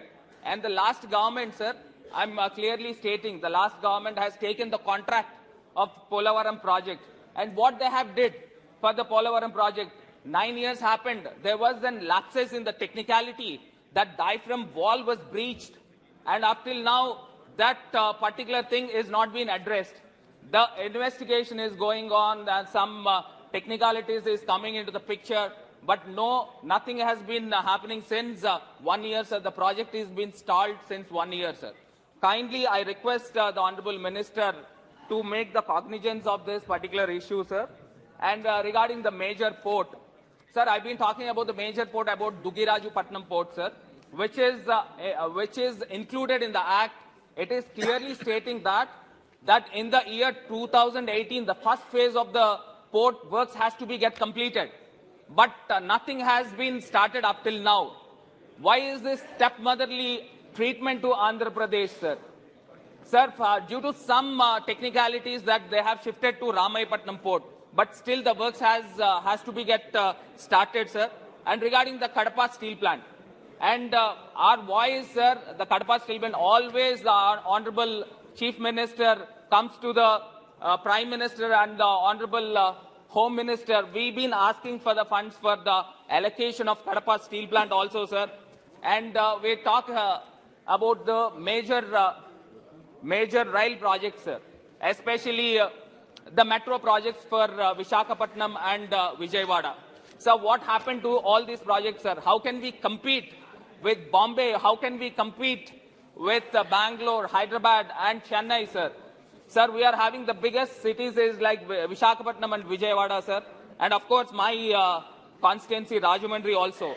So I request through you to the Honorable Minister and the government to sanction the railway project, the metro railway projects to Andhra Pradesh, sir. Sir, coming to the Greenfield crude oil refinery and petrochemical complex, this is also mandated to establish in Andhra Pradesh, sir. Sir, as we all know, perhaps the country must be knowing about the KG Basin.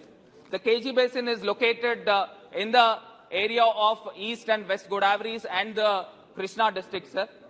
Sir, you are taking out the oil and diverting to the Gujarat or any other places. So why can't we have the petrochemical complexes in the state of Andhra Pradesh? And how much the cost effective is been happening to the country? But the government of India, for erecting these petrochemical complexes, the government of India is asking for the viability gap funding, which was not mandated in the Act, sir.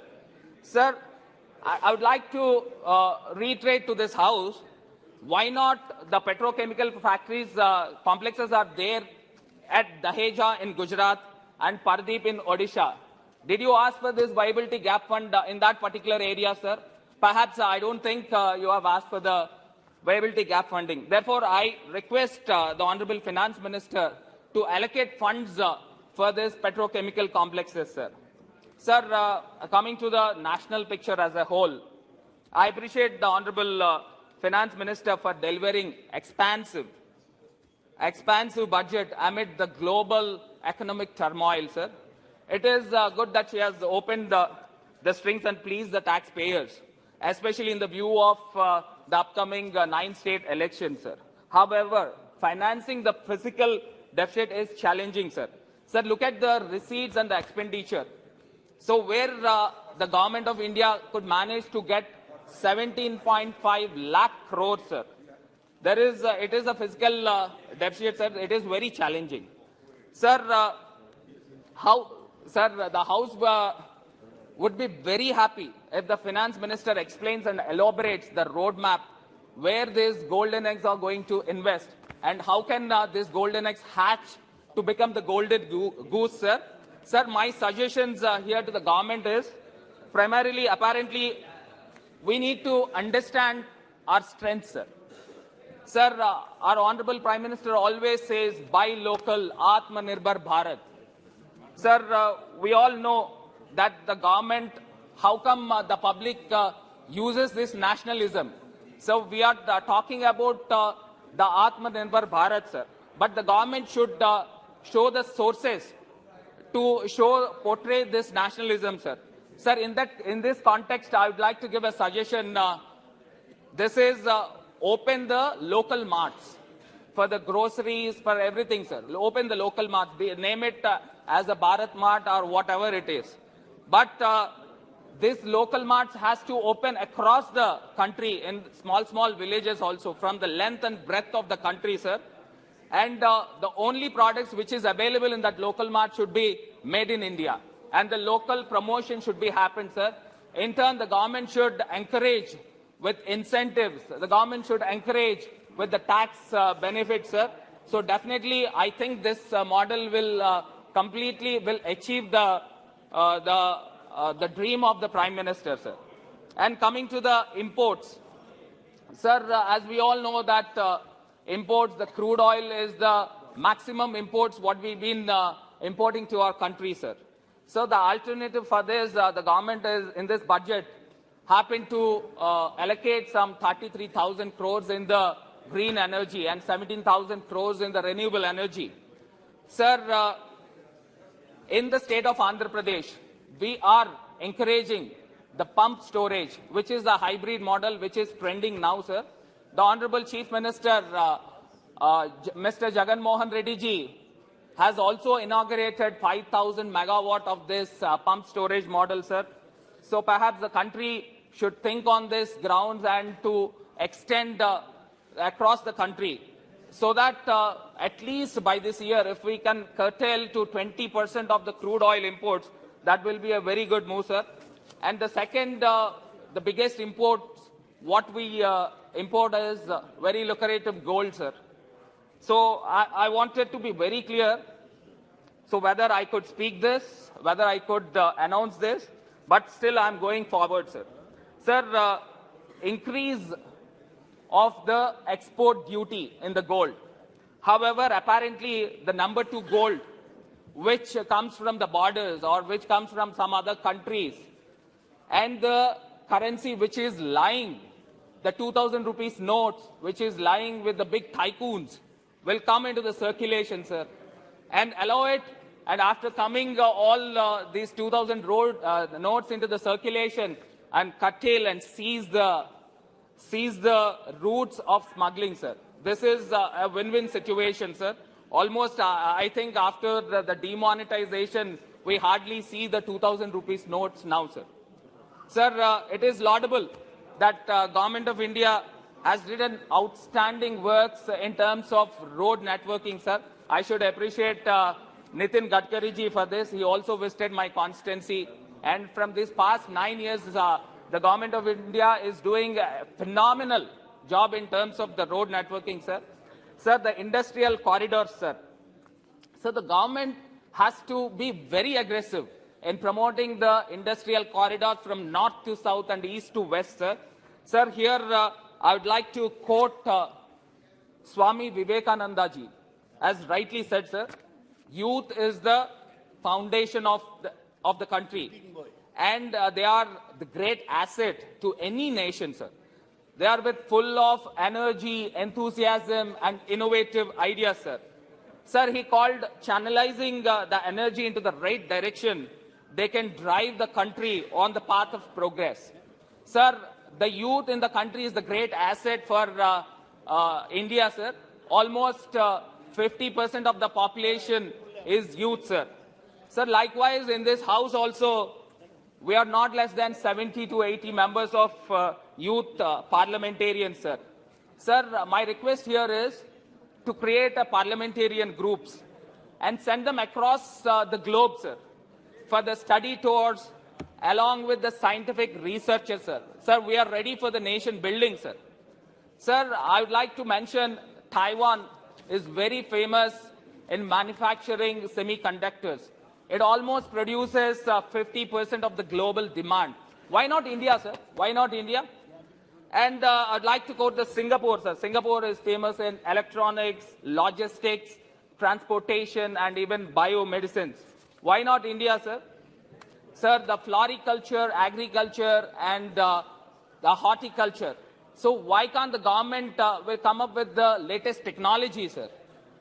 And when it comes to the floriculture, Amsterdam and Vietnam and Thailand is doing very well in terms of the agriculture and the horticulture, sir. The electronics in Japan. And why not all this in India?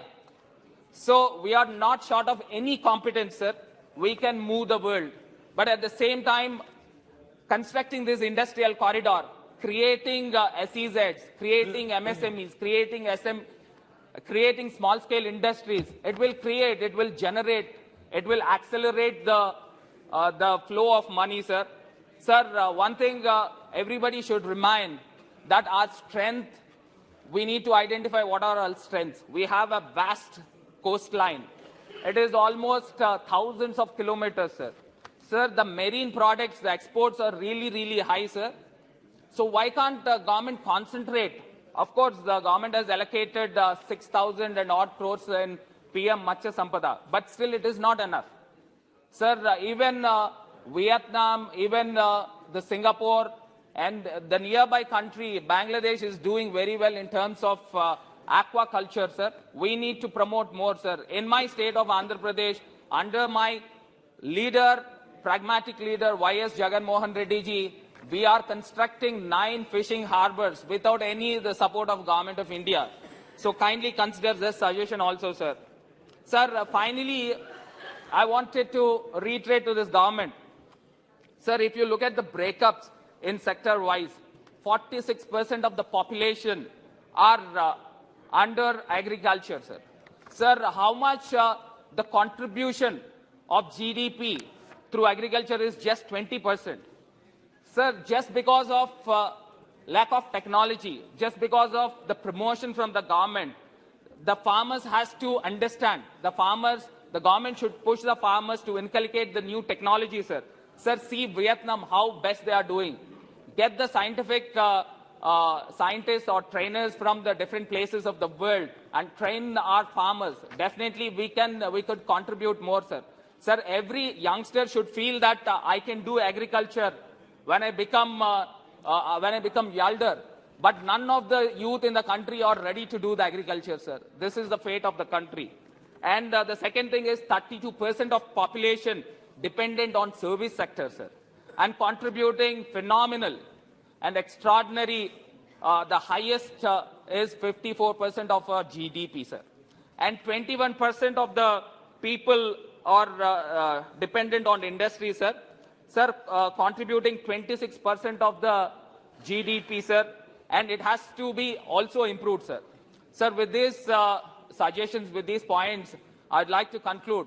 Before concluding, sir, with the folded hands, sir, from the people of Andhra Pradesh and on behalf of my Chief Minister, I request Government of India to grant a special category status, honor the act. Sir, we are like a small baby, sir. I request the Government of India to care us, nurture us with empathy, and with just a father figure is there in front of us, sir. But why the government is not honoring the act, sir? Why the government is not implementing the act, sir? Sir, with these words, I conclude. Definitely, the God is there, sir. God is watching everything. Definitely, the good days will come to the state of Andhra Pradesh. Thank you so much, Shri sir. स्वागत Rai ji.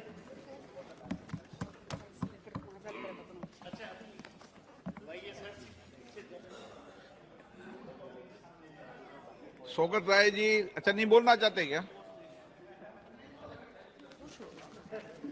Sir, I rise to speak on the budget discussions. It is very unfortunate that yesterday also budget discussions took place. Today it is taking place. The finance minister has not been present on either occasion. The budget discussions belong to the Lok Sabha. Rajya Sabha has no power. I understand the finance minister is from the Rajya Sabha. Why isn't she there either of the day? What is he talking about? आज प्रधानमंत्री जी का day है वहाँ question का, प्रधानमंत्री जी वहाँ गए हैं, इसलिए जितने भी मेंबर जो राज्यसभा के मेंबर हैं वो वहाँ प्रेजेंट हैं क्वेश्चन डे के कारण वो आ रहे हैं। वो दोनों आप ये बताओ, वित्त मंत्री जी बैठे हैं, ये मत कहो जवाब। behalf of finance minister, I am sitting here. He is in Rajya Sabha. Honorable Prime Minister is there. MOS include includes in work the में भी ministers. नहीं रहते हैं. दूसरी बात है sir, the other minister, railway minister, whose budget also comes up on this, he is also not there. These are all big people. They don't care. Otherwise, Lok Sabha has full power as far as budgets are concerned. दोनों नहीं है. ये मजाक है क्या? नहीं. Railway minister should be present to listen to our objections. Sir, I speak on the budget discussion.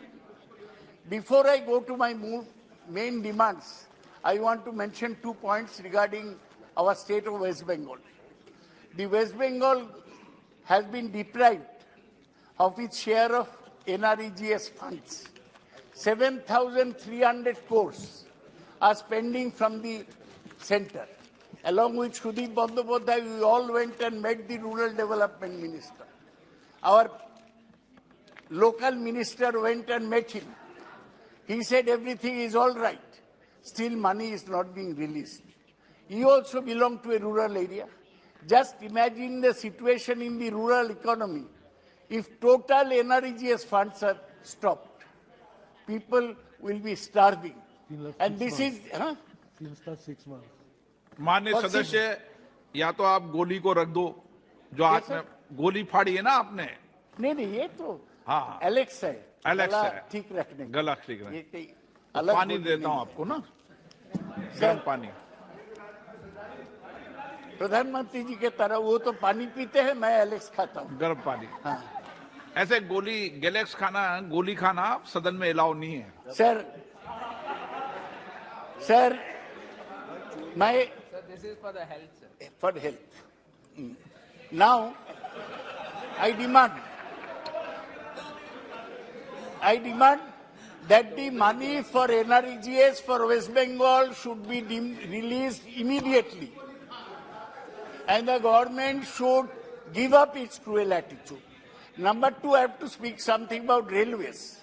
The finance minister made a big hue and cry that he has given 11,000 crores to West Bengal for unfinished projects. But nothing is finishing. He will earn name as a railway minister who's very smart. He is starting Vande Bharat trains so that PM can go and inaugurate. These have no long-term benefits. And in West Calcutta metro system, he is inaugurating truncated lines. That is, there is a line from Behala to Bibadibag. He goes 1/3 and inaugurates up to Joka to Taratala. So I demand that whatever railway projects he is doing, let him complete them instead of inaugurating truncated lines. Sir, I wanted to speak on the budget. Nirmala Sitharaman herself called her budget beautifully balanced. I have never heard a finance minister praise her own budget. She is saying India said to be $5 trillion economy, budget beautifully balanced. I'll talk about the balance later. But it's unfortunate that the finance minister budget speech does not mention the words unemployment, poverty, inequality, inflation, or equity anywhere in the speech. So even if it is beautifully balanced, it is that of an accountant. This budget has no vision about the future, and it is not futuristic, but opportunistic, anti-people and anti-poor. This is what Mamata Banerjee said about the budget. Sir, unfortunately, as soon as the finance minister presented his budget, the next day, an avalanche took place. Avalanche of what? Hindenburg research report. One short-selling firm from America, they released a report about a company in India. I will not name the name. Sir, when we were small, after sunset, we could not use the word sap. My mother used to say, don't say sap, say lata, lata. So now there is a new word. We cannot mention somebody's name.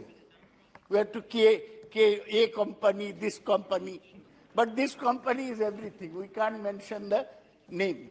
Just like my mother told me when I was young, living in a village. Snake we could not mention.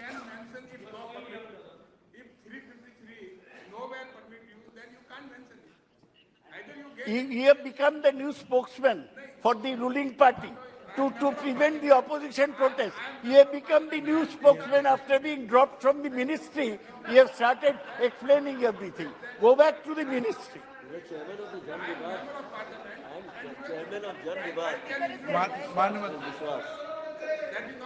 अरे That is the new way.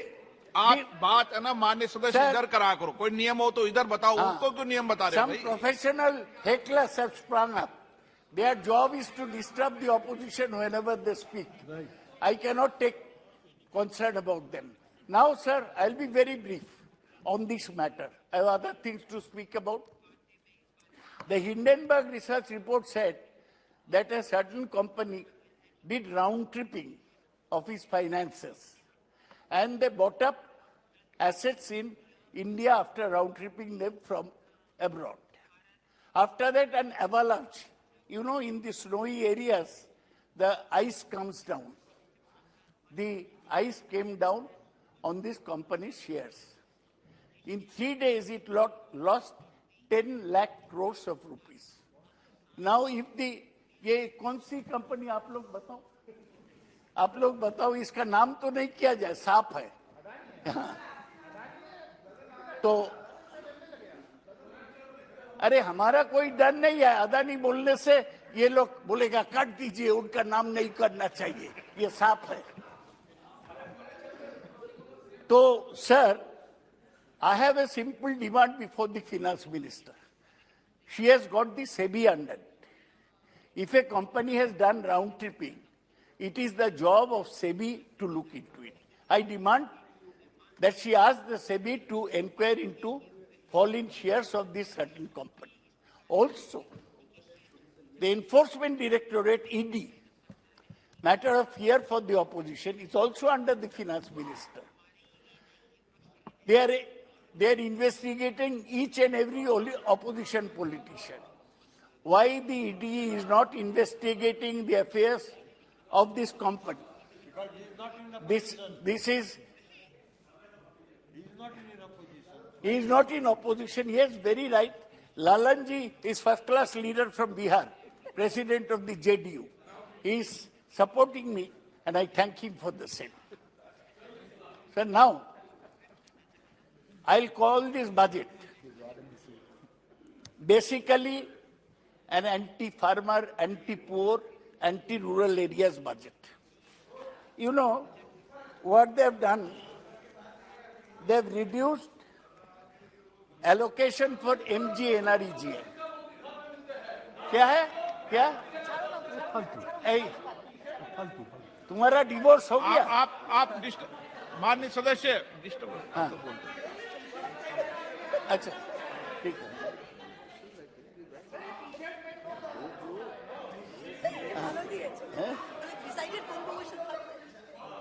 Sir, there has been reduction in the allocation of MG NREGA and cut in food, fertilizer and petroleum subsidies. This is anti-poor. Sir, you will know that food subsidy has been cut from 2.87 lakh. Sir, what is it that I am saying that is objectionable? Please. This young man is shouting. Please. He is shouting. Please. You put him down, sir. Food subsidy has been cut from rupees 2.87 lakh crores to rupees 1.97 lakh crores. Fertilizer subsidy has been cut from rupees 2.25 lakh crores to 1.75 lakh crores. These cuts will expose Indian farmers to the vagaries of the global market and render the economics of agriculture even more fragile. This is a very serious matter. This should be looked into. Sir, what were you expecting? I was actually originally thinking of praising the finance minister because she has called herself the budget is beautifully balanced. So I thought that yes, it's balanced, but his balance is that of an accountant. You know, in the finance ministry, there is a deputy secretary who tallies the budget, and he ultimately balances both sides. The finance minister has done just that. This was the opportunity when inflation was under control, GDP was rising, current account balance was better, fiscal deficit was under control. This was the time to take a big step forward. What did Abhijit Vinayak Banerjee say at the time of pandemic? He said that give some cash dole in the hands of the poor. The budget does not mention anywhere the word migrant labor, who were the biggest Achilles heel of the Indian economy. People walking hundreds of miles to their destination when the pandemic broke. They have not been mentioned. The top economists of the world wanted them to be given some cash dole, some money. The finance minister did not. The other thing she could have done in a stable macroeconomic situation, she could have reduced the prices of petrol, diesel, and of LPG. Because if you have a little financial space, that is the time to give relief to the common man. She did not do this because she had to balance the budget beautifully. So this budget ultimately turned out to be what? Anti-poor. Anti-poor people. So that is the budget. So now you're talking about digital India. Now digital India is all right. But sir, you must be knowing that technology takes away jobs. Today, all the big tech companies like Microsoft, Meta, Amazon, they are all retrenching people. They are called pink slips in America because technology always relentlessly takes away jobs.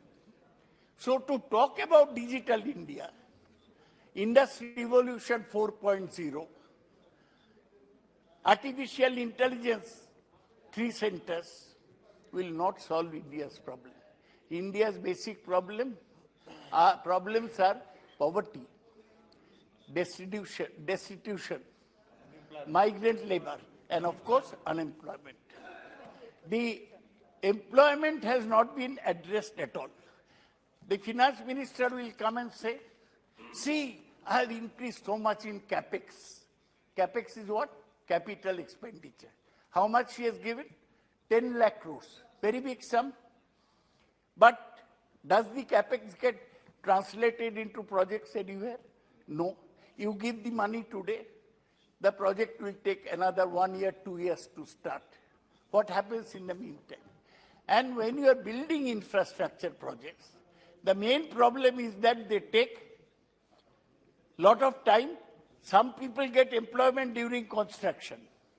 But after construction is over, they lose the jobs.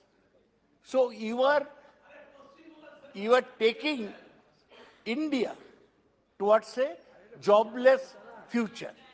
From a very favorable situation, you are taking India to a jobless future, Berojgar. I see Mr. Gajendra Singh Shekhawat doing namaskar to me. I like that. He is the favorite child. Oh, he did namaskar to you. And Navneet must have been. That would be only more proper.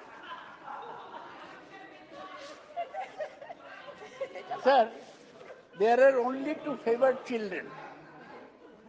Who are favored children? One is this Jal Jeevan Mission. Jal Jeevan Mission. They have got 70,000 crores. And the other is PM Awas Yojana. They have got 79,000 crores. But NREGA has received a cut. So if you develop only two projects, that will be enough to alleviate India's problems. I do not think so. I think you are making a mistake.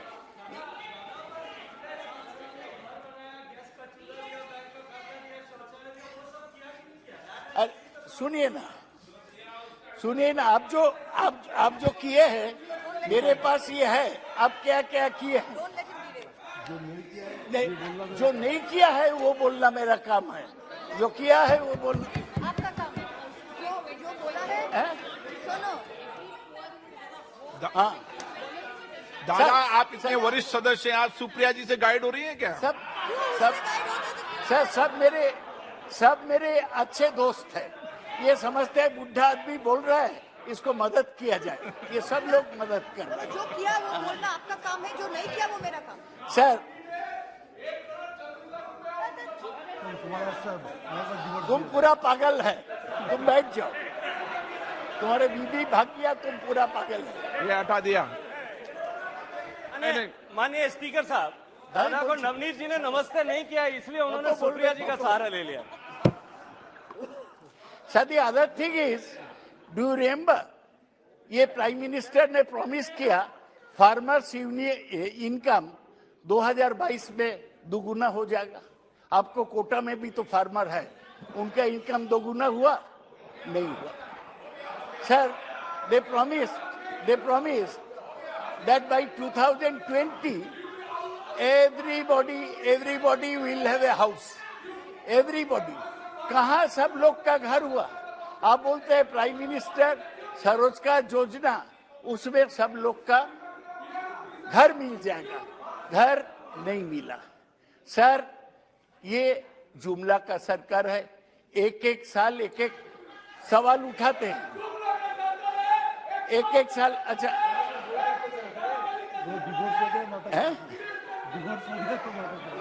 Divorce के बाद इसको दिमाग में गड़बड़ी हो। Sir,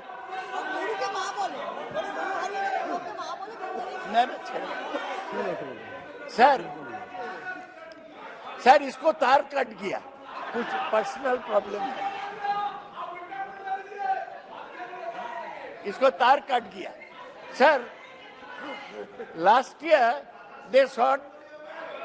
they made a promise asset monetization pipeline that they will get money out of the sir, एक second.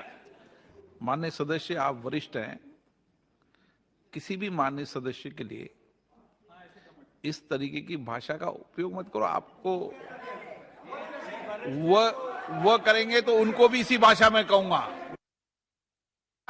उनका कोई रिकॉर्ड में नहीं जा रहा है, उनका रिकॉर्ड में नहीं जा रहा है।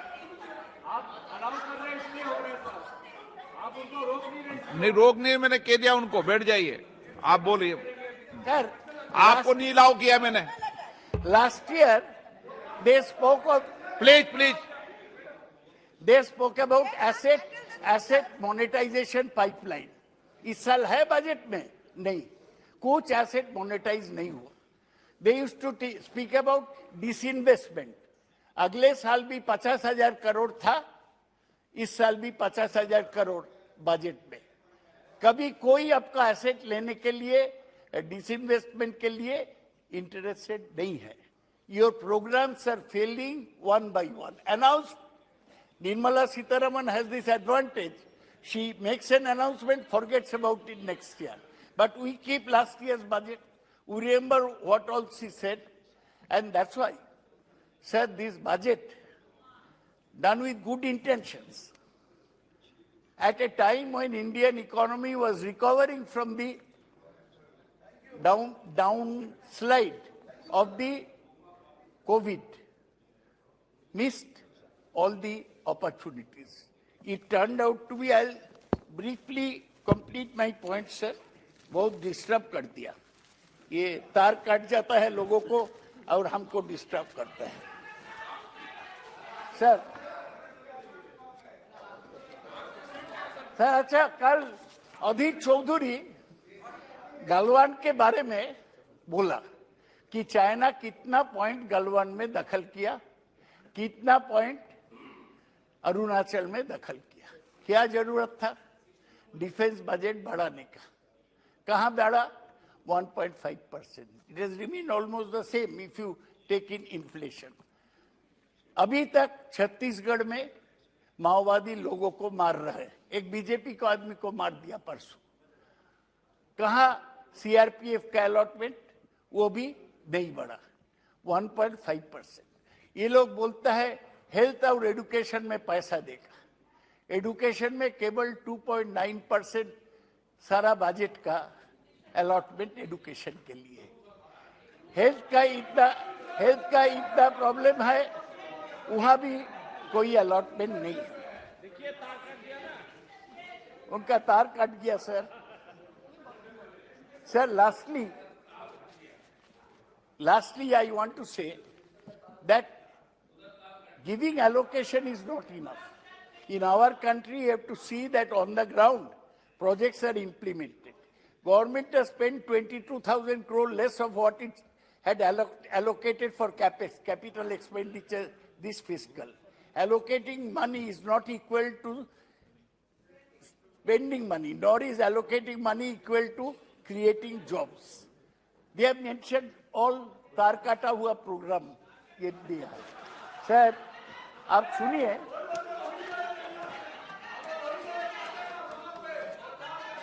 सर आप सुनिए, कुछ प्रोजेक्ट का मेंशन किया, ये कुछ प्रोजेक्ट का मेंशन किया। आप ये प्रोजेक्ट, इसमें एक पैसा भी नहीं दिया गया। सर क्या भाई, क्या प्लीज मानिए।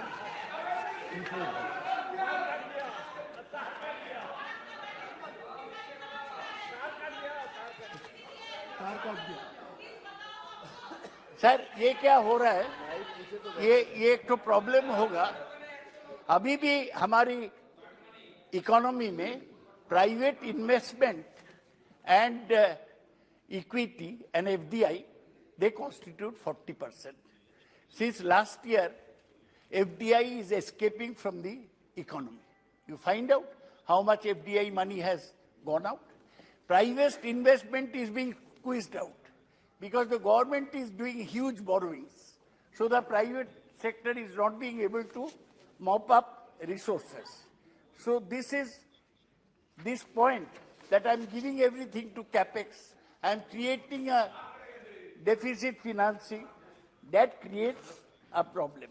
ये देखिए अनाउंसमेंट किया कुछ प्रोजेक्ट का, एग्रीकल्चर एक्सेलरेटर फंड, पीएम प्रणाम, गोबर धन, खेती, नेचुरल खेती, बायो इनपुट, मिष्टी, ये मैंग्रोव के लिए है, अच्छा है, अमृत धरोहर, इवन मिलेट्स। सर एक पैसा भी अलॉट नहीं किया, केवल फिनांस मिनिस्टर ये बजट स्पीच में अनाउंसमेंट किया, बजट पेपर्स में इसका कोई मेंशन नहीं है। पीएम प्रणाम, agriculture accelerator fund, Govardhan, natural खेती। और ये नेचुरल खेती क्या होता है सर? इसका कोई, आप गोवर्धन के पक्ष में है कि गोवर्धन, बिल्कुल गोवर्धन योजना इज अ पार्ट ऑफ स्वच्छ भारत मिशन, और उसके लिए जो है 7,000 करोड़ रुपए का एलोकेशन नहीं, you show me the budget paper, I am carrying all the budget paper, आप दिखाओ कहाँ allocation, I am carrying the budget paper, show these are all announcements without any meaning. So this is all cheating, funding, defunding. हाँ, ये सब Valentine's day present है। Sir lastly I want to say that आप देखिए, एक तो budget paper में एक तो अच्छा पिक्चर है, हमारा रुपया कहाँ से आता है? हमारा रुपया income tax 15%, excise duty 7%, corporation tax 15%, GST 17%।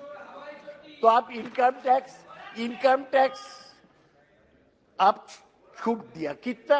0.1%। 38,000 crore रुपया हमारा इनकम टैक्स, टोटल हमारा कलेक्शन जो है 25 लाख करोड़, उसका 1% है।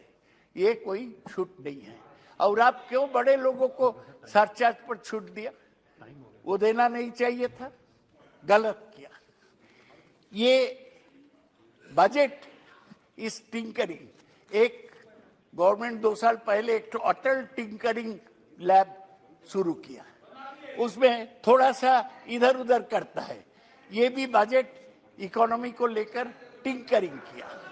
और देखिए, डिफेंस इज ओनली 8%, सब्सिडीज कम करके 7% कर दिया, स्टेट शेयर 18%। एक ही अच्छा काम हुआ, 50 साल के लिए स्टेट्स को 1 लाख करोड़ रुपया लोन दिया बिना इंटरेस्ट में। अच्छा है।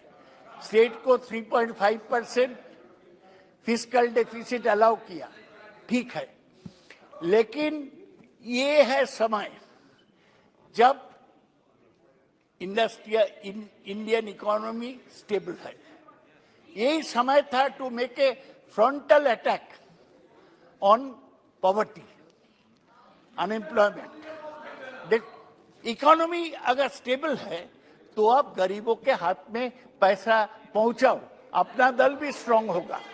आप भी करो अनुप्रिया जी, ये उसका ये मत रहो।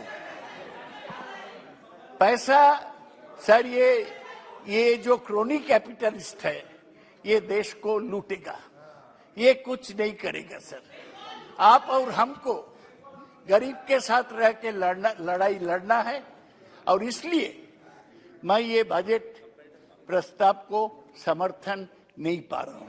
मैं फिर मांग करता हूं कि पश्चिम बंगाल का एनआरईजीए का रुपया अभी देना चाहिए, और पश्चिम बंगाल में पीएम आवास योजना के रुपया अभी देना चाहिए। और रेलवे मिनिस्टर कलकत्ता जाए और हमारा कंप्लीटेड प्रोजेक्ट को इनागुरेट करे। मैं बहुत आभारी हूं कि आप धीरज के साथ मेरे भाषण सुने। मैं आपको नमस्कार। श्री रंगप्पा बढ़ने, किसको बुलाना है? माननीय अध्यक्ष महोदय, मैं मेरी पार्टी की तरफ से यशस्वी प्रधानमंत्री जी नरेंद्र मोदी जी के नेतृत्व में वित्त मंत्री ने जो बजट पेश किया है उस पर मेरी बात रख रहा हूं। यह बजट भारत की आज़ादी के 75 साल होने पर अमृत काल का पहला बजट है।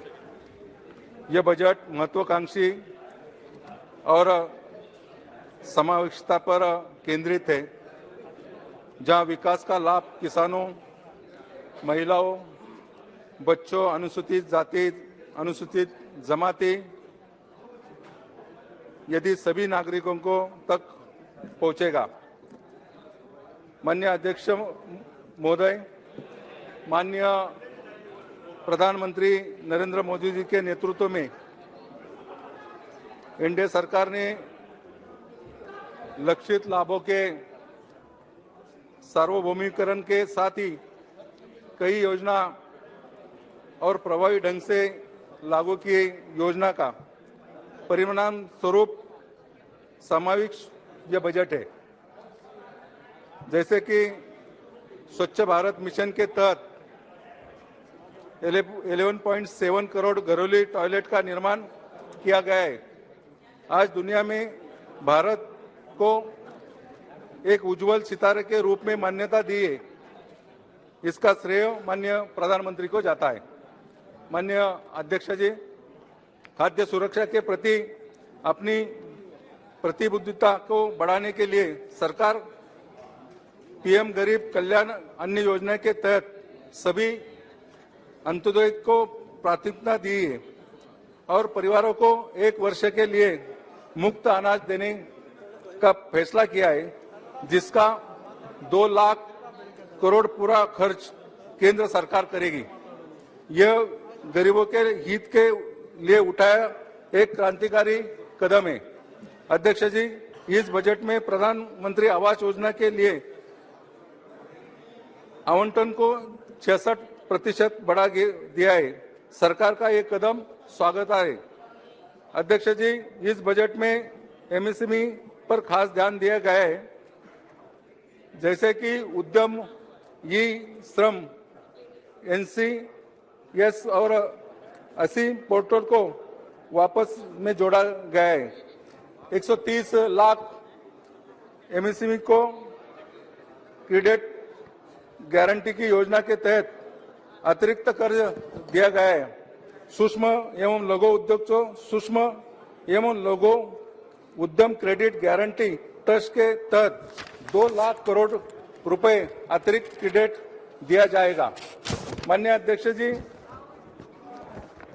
पिछले 9 वर्षों में प्रति व्यक्ति आय करीब दुगनी होकर 1.97 लाख रुपए हो गई है। भारतीय अर्थव्यवस्था का आकार बढ़ा है और यह पिछले 9 साल में विश्व की 10वीं सबसे बड़ी अर्थव्यवस्था से 5वीं बड़ी अर्थव्यवस्था में बन गई। देश करीब 2 साल तक कोरोना से लड़ा। देश करीब 2 साल कोरोना से लड़ा था, लेकिन मोदी सरकार ने देश के आम आदमी के हित में ध्यान देते हुए जनहित के फैसले लिए और इनका लाभ देश के सभी जनता को हुआ है। आज देश दिन तक 102 करोड़ लोगों को लक्षित किए हुए कोविड विरोधी टीकाकरण का आंकड़ा 220 करोड़ से पार हुआ है। इसके लिए सरकार ने स्वास्थ्य सेवाओं के जुड़े लोगों को बधाई देना चाहिए। पीएम सम्मान किसान निधि के तहत 11.4 करोड़ किसानों को 2.2 लाख करोड़ रुपए नगद हस्तांतरण किया है। देश का किसान सभी और खुशहाल हुए। माननीय मोदी सरकार को धन्यवाद देना चाहता हूं। दूसरी बात मैं ये कहना चाहता हूं, जल जीवन मिशन के तहत करीबन 70,000 करोड़ सभी राज्यों को दिया है। जल जीवन मिशन के तहत ग्रामीण इलाके में पानी की योजना होते हुए कई सारे ग्रामीण इलाकों को इसका लाभ पहुंचा है। माननीय अध्यक्ष महोदय, इस बजट में पीएम गति शक्ति को बढ़ाने देने वाली 7 कारक सड़क, रेल मार्ग, हवाई मार्ग, विमानपत्तन, माल परिवहन, जल मार्ग, लॉजिस्टिक, ये इस पर ध्यान दिया गया है। अध्यक्ष जी, पीएम गति शक्ति मास्टर प्लान के दायरे में आर्थिक बदलाव के सभी 7 कारक निर्माण, बहुपक्षीय कन्वेंटिंग और लॉजिस्टिक के दायरे में आए। राष्ट्रीय अवचरण पाइप लाइन में 7 कारकों के जुड़े इस परियोजना का लाभ सब देशवासियों को हो जाएगा।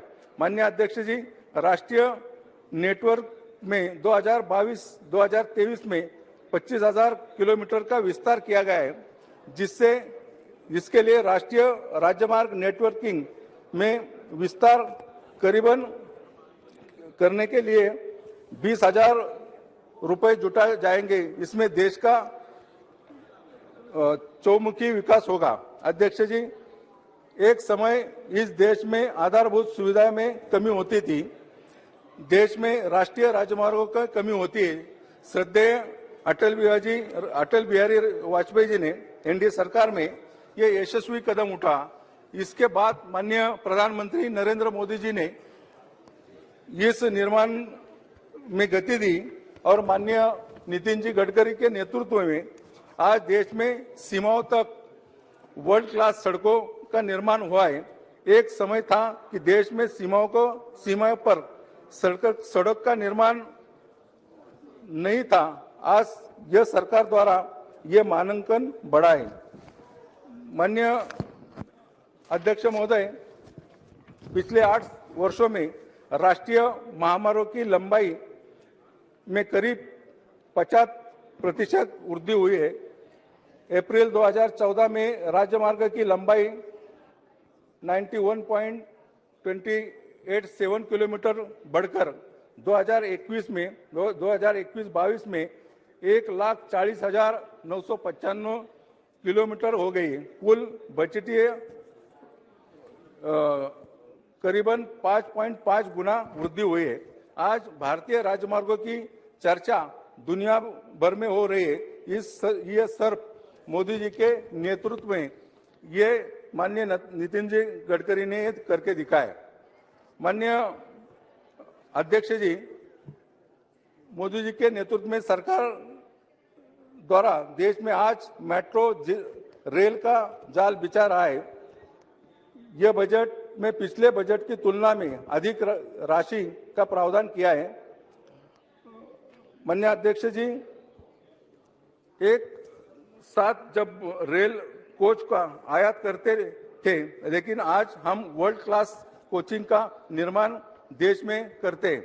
अध्यक्ष जी, मोदी के नेतृत्व में देश अगले 3 साल के दौरान 400 उत्कृष्ट वंदे भारत रेलगाड़ियों का निर्माण देश में करेगी। साथ ही अगले 3 साल के दौरान नई मल्टी मॉडल लॉजिस्टिक के लिए 100 पीएम गतिशक्ति कार्गो टर्मिनल विकसित किए जाएगी। माननीय अध्यक्ष महोदय, इसके साथ ही साथ मैं मेरे चुनाव क्षेत्र में पुणे से लोनावाड़ा तक लोकल सेवा चालू करने के बारे में लगातार यह बात रखता हूं। केंद्र सरकार द्वारा इसमें जल्दी से जल्दी अगर सहायता देगी तो निश्चित रूप से ये मार्ग भी बनेगा। दूसरा, कर्जत से पनवेल और पनवेल से उरण तक का मार्ग धीमे गति से चल रहा है, तो ये मार्ग पर रेल विभाग द्वारा ध्यान देने की आवश्यकता है। माननीय अध्यक्ष जी, मैं आपके माध्यम से केंद्र सरकार का ध्यान कुछ जरूरी मुद्दे पर आकर्षित करना चाहता हूं। देश में रिटायर कर्मचारियों की संख्या करोड़ों में, सरकार की और उन को दी गई राहत प्रदान नहीं की जाती है। सरकार पेंशन राशि पर इनकम टैक्स वसूल करती है। माननीय फाइनेंस मिनिस्टर ने 2023 के बजट में घोषणा में वरिष्ठ नागरिकों की बचत लिमिट को 1 लाख से 5 लाख रुपए से बढ़कर 30 लाख किया है, जिसका मैं अपनी पार्टी की तरफ से स्वागत करता हूं। परंतु इस बचत पर कमाए ब्याज पर जो टैक्स देना होता है उस पर कोई विचार नहीं किया गया है। पिछले बजट में 75 साल के ऊपर के वरिष्ठ नागरिक को ITR दाखिल करने पर एग्जेंस किया है, पर उनकी ब्याज में कई कमाई पर TDS कट नहीं लेगी। जब ITR भरने पर TDS कैसे वापसी मिलेगी? माननीय अध्यक्ष महोदय, 70 साल के आयु के बाद वरिष्ठ नागरिक मेडिकल बीमा के लिए पात्र नहीं है। इसमें सरकार ने ध्यान देने की आवश्यकता है। माननीय अध्यक्ष महोदय, ये बजट 9 साल का कार्यकाल का माननीय मोदी जी के बजट का एक सर्वोत्तम बजट है। इसमें सभी लोगों पर ध्यान दिया है, जैसे कि गरीब हो, किसान हो, कर्मचारी हो, इस पर सरकार ने ध्यान दिया है। एक अच्छा और सराहना बजट पेश किया है। माननीय वित्त मंत्री, माननीय प्रधानमंत्री का मैं धन्यवाद करता हूं। एक अच्छा बजट यहाँ पेश हुआ, उसका स्वागत भी करता हूं। श्री महाबली सिंह जी।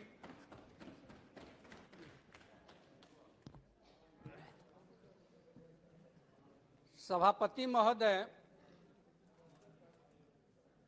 केंद्रीय बजट 2023-24 जो सदन में चर्चा के लिए, सामान्य चर्चा के लिए लाया गया है, उस पर आपने मुझे बोलने का अवसर दिया, इसके लिए आपको धन्यवाद। महोदय, जब भी सदन में बजट पर चर्चा होती है तो सत्ता पक्ष के लोग जो हैं बजट की सराहना करते हैं।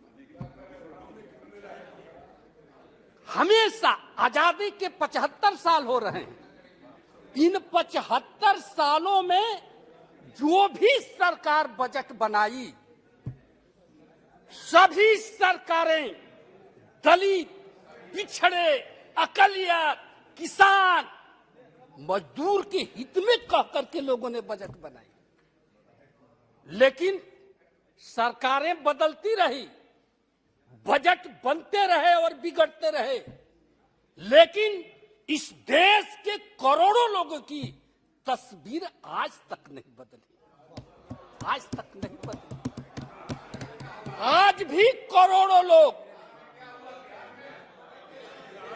आज भी करोड़ों लोग गंदे नाले और पेड़ों के नीचे जन्म लेते हैं और वहीं पर मर जाते हैं, वहीं पर आज भी मर जाते हैं। इसलिए महोदय, हमें इसके तरफ नहीं जाना है, लेकिन हमें सदन के माध्यम से सरकार को बताना चाहते हैं कि बड़ी अरमानों से बिहार की 13 करोड़ जनता ने आपको 2019 में 40 सीट में से 39 सीट एनडीए के खाते में डालने का काम किया था। लेकिन 40 सीट में से 39 सीटें 40 बहुत आशा, उम्मीद और अरमान के साथ इस बजट पर निगाहें रखी थी बिहार की जनता। उसको विश्वास था कि बिहार को विशेष राज्य का दर्जा इस बजट में जरूर प्रावधान किया जाएगा, क्योंकि यह मांग जब बिहार में गठबंधन हम लोगों के एनडीए की सरकार थी, बीजेपी और जेडीयू की जब सरकार थी, उस समय विधान परिषद से लेकर विधानसभा तक सब लोगों ने पारित करके भेजा था केंद्र को कि हमको बिहार की विशेष राज्य की दर्जा चाहिए। जब बिहार से झारखंड अलग हुआ था तो केंद्र सरकार ने उस समय वादा किया था कि बिहार को हम लोग विशेष पैकेज दे करके विकसित राज्यों को श्रेणी में लाने का काम करेंगे। न तो बिहार को विशेष राज्य का आप दर्जा दिए, न बिहार को कोई पैकेज दिए। झूठ नहीं, ये सच्चाई है, ये सच्चाई है। आपने बिहार को कौन सा पैकेज इस बजट में दिया है? कहाँ है? जरा दिखा दीजिए, दिखा दीजिए कहाँ आपने विशेष पैकेज दिया है। न बिहार को विशेष पैकेज ही हुजूर दिए। सर यहाँ तक कि देखिए, विश्व का सबसे बड़ा लोकतंत्र का ये पवित्र मंदिर है। इस मंदिर में हम बता देना चाहते हैं कि यहाँ से जो भी घोषणाएं होती है जमीन पर उतरना चाहिए, जमीन पर उतरना चाहिए। 2000 बिहार के अंदर 2007 में तत्कालीन रेल मंत्री ने बिहटा औरंगाबाद रेलवे लाइन का शिलान्यास किया था। उस समय 3,500 की, आज 3,500 करोड़ की वो योजना हो गई। लेकिन शिलान्यास होने के बाद आज 14 साल बीत गए, आज तक वह बिहटा औरंगाबाद रेलवे लाइन का काम जमीन पर नहीं उतरा। अब बताइए महोदय कि हम लोग यहाँ सदन में चर्चा करते हैं, बिहार की जनता पटना से लेकर दिल्ली तक धरना, आंदोलन, प्रदर्शन करते आ रही, और वह 4 पार्लियामेंट का क्षेत्र था। सभी माननीय सदस्य जो आज बोल रहे हैं, हमारे राम कृपाल जी, इन्होंने भी कई बार रेलवे मंत्री से मिला, हम लोगों ने मिला, अब 13 साल से बताइए महाराज कि 4 पार्लियामेंट का वो क्षेत्र है, एक छोटा सा, आज रेलवे लाइन नहीं बन सका। डालमिया नगर 7 में, रोहतास के डालमिया नगर, डिहरी डालमिया नगर फैक्ट्री को 7 में उसका शिलान्यास हुआ था, तत्कालीन रेल मंत्री ने किया था, रेलवे बैगन बनाने के फैक्ट्री के लिए। अब बताइए 13-14 साल हो गया महाराज, 14 साल से विगत जो तत्कालीन आपके रेलवे मंत्री अभी थे पीयूष गोयल जी, उन्होंने सदन में वही से कहा था कि 2022 तक हम लोग हर हालत में डिहरी डालमिया नगर फैक्ट्री को, जनता के हाथों में रेलवे फैक्ट्री को हम लोग चालू करके देंगे। बताइए आज तक कुछ जमीन पर कहीं कुछ नहीं है। डिहरी से बंजारी रेलवे लाइन आज तक वो 7 में शिलान्यास हुआ, आज तक वो भी काम नहीं हुआ। आप खाली देखिए आश्वासन और झूठ के सहारा लेते हैं, झूठ से काम नहीं चलेगा। बिहार को बिना विकसित किए हुए आप देश को विकसित नहीं कर सकते। बिहार महात्मा बुद्ध की धरती, जहां से विश्व को संदेश देने का काम किया, वो महावीर की धरती है, और वैसे धरती को आप उपेक्षा करके, उसको अनदेखी करके, उसको अरमानों पर पानी फेर करके आप देश को विकसित राज्यों की श्रेणी में ले जाना चाहते हैं। ये कैसे हो सकता है? ये कैसे हो सकता है महोदय? एक बात हम कहना चाहेंगे महोदय कि हमारी जो केंद्र सरकार है, जो राष्ट्रपति महोदया ने जो भाषण दिया है, और उसने कहा है कि सबका साथ, सबका विकास और सबका विश्वास, सबका विश्वास, और आपने कहा सबका प्रयास। हम मानते हैं, आप कैसे सबका साथ ले सकते हैं? आप सबका प्रयास कैसे ले सकते हैं? आज आप 75 सालों में अमृतसर महोत्सव हम लोग मना रहे हैं, अमृत का महोत्सव मना रहे हैं, और इस देश के जो बहुसंख्यक समाज है, वो आज भी अपमानों का जहर पी करके इस देश में जिंदा है।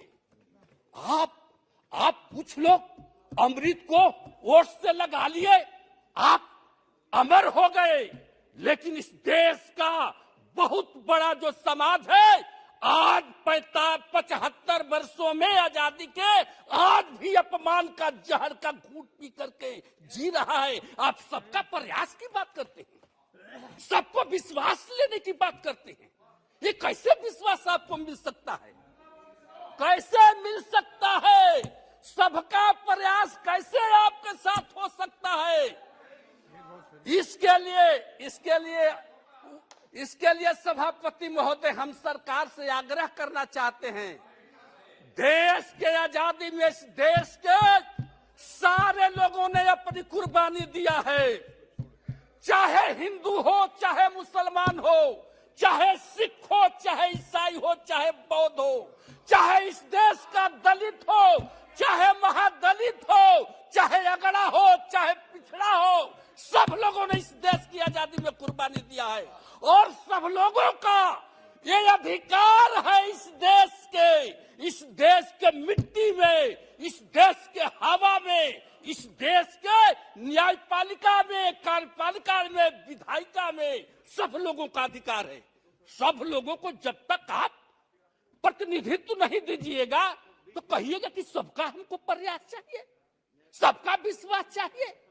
एक तरफ देश के अंदर कोई हेलीकॉप्टर से जाकर के शादी विवाह अपनी बहू बेटियों का करता है, और इस देश के अंदर दलित, आज भी दलित जो है, घोड़ा पर चढ़कर अगर शादी करने जाता है तो उसको आप उतार देते हैं और कहते हैं कि सबका साथ चाहिए, सबका साथ चाहिए। ये कैसे हो सकता है?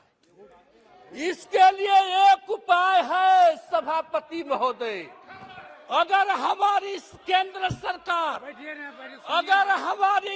सरकार अगर चाहती है कि सबका प्लीज बैठ जाइए, बैठ जाइए। अगर प्रयास आपका जब अवसर है तब बोलिएगा। तो एक ही उपाय है महोदय कि जो इस देश में सामाजिक जो व्यवस्था है यह गैर बराबरी व्यवस्था है और यह व्यवस्था जैसे आरएसएस प्रमुख भागवत जी ने कहा इस देश में जाति कोई भगवान ने नहीं बनाई है, आदमी ने बनाया है। तो हम उन लोगों से कहना चाहते हैं कि अगर आप सबका साथ, सबका विकास, सबका प्रयास चाहते हैं, इस देश को विश्व में सबसे महाशक्ति और विकसित राष्ट्र बनाना चाहते हैं, तो एक काम तो देखिए करना होगा।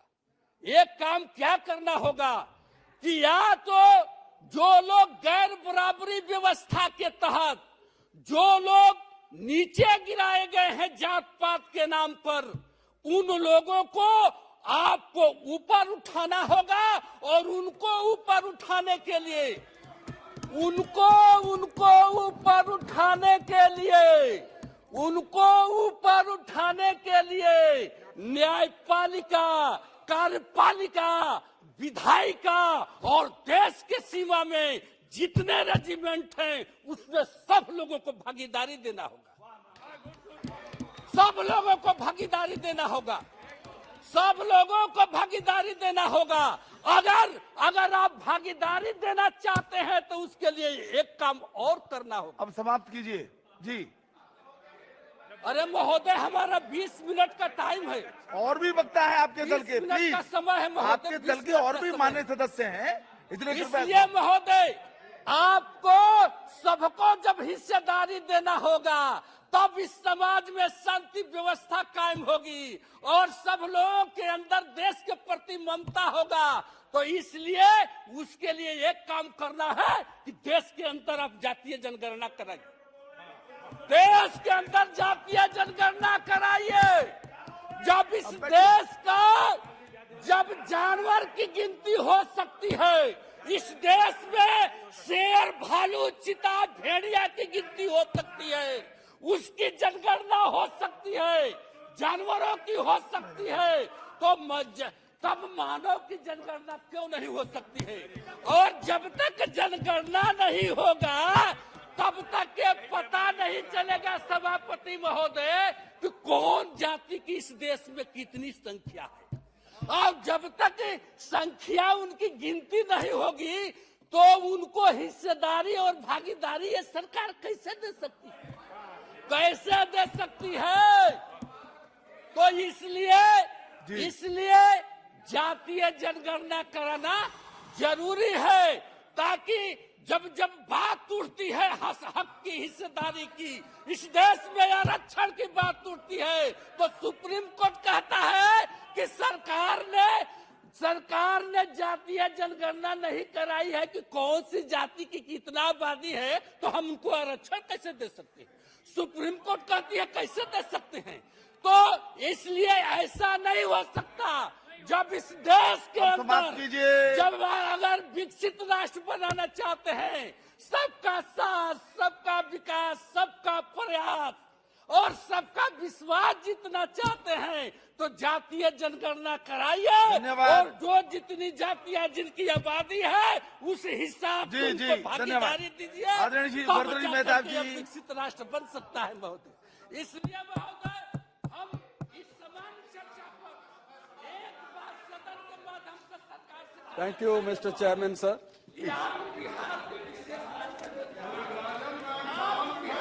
जी बैठिए, हो गया आपका विषय हो गया। प्लीज जी मेहताब साहब। Thank you mister chairman sir. The budget कुछ रिकॉर्ड में नहीं जा रहा है, प्लीज बैठ जाइए।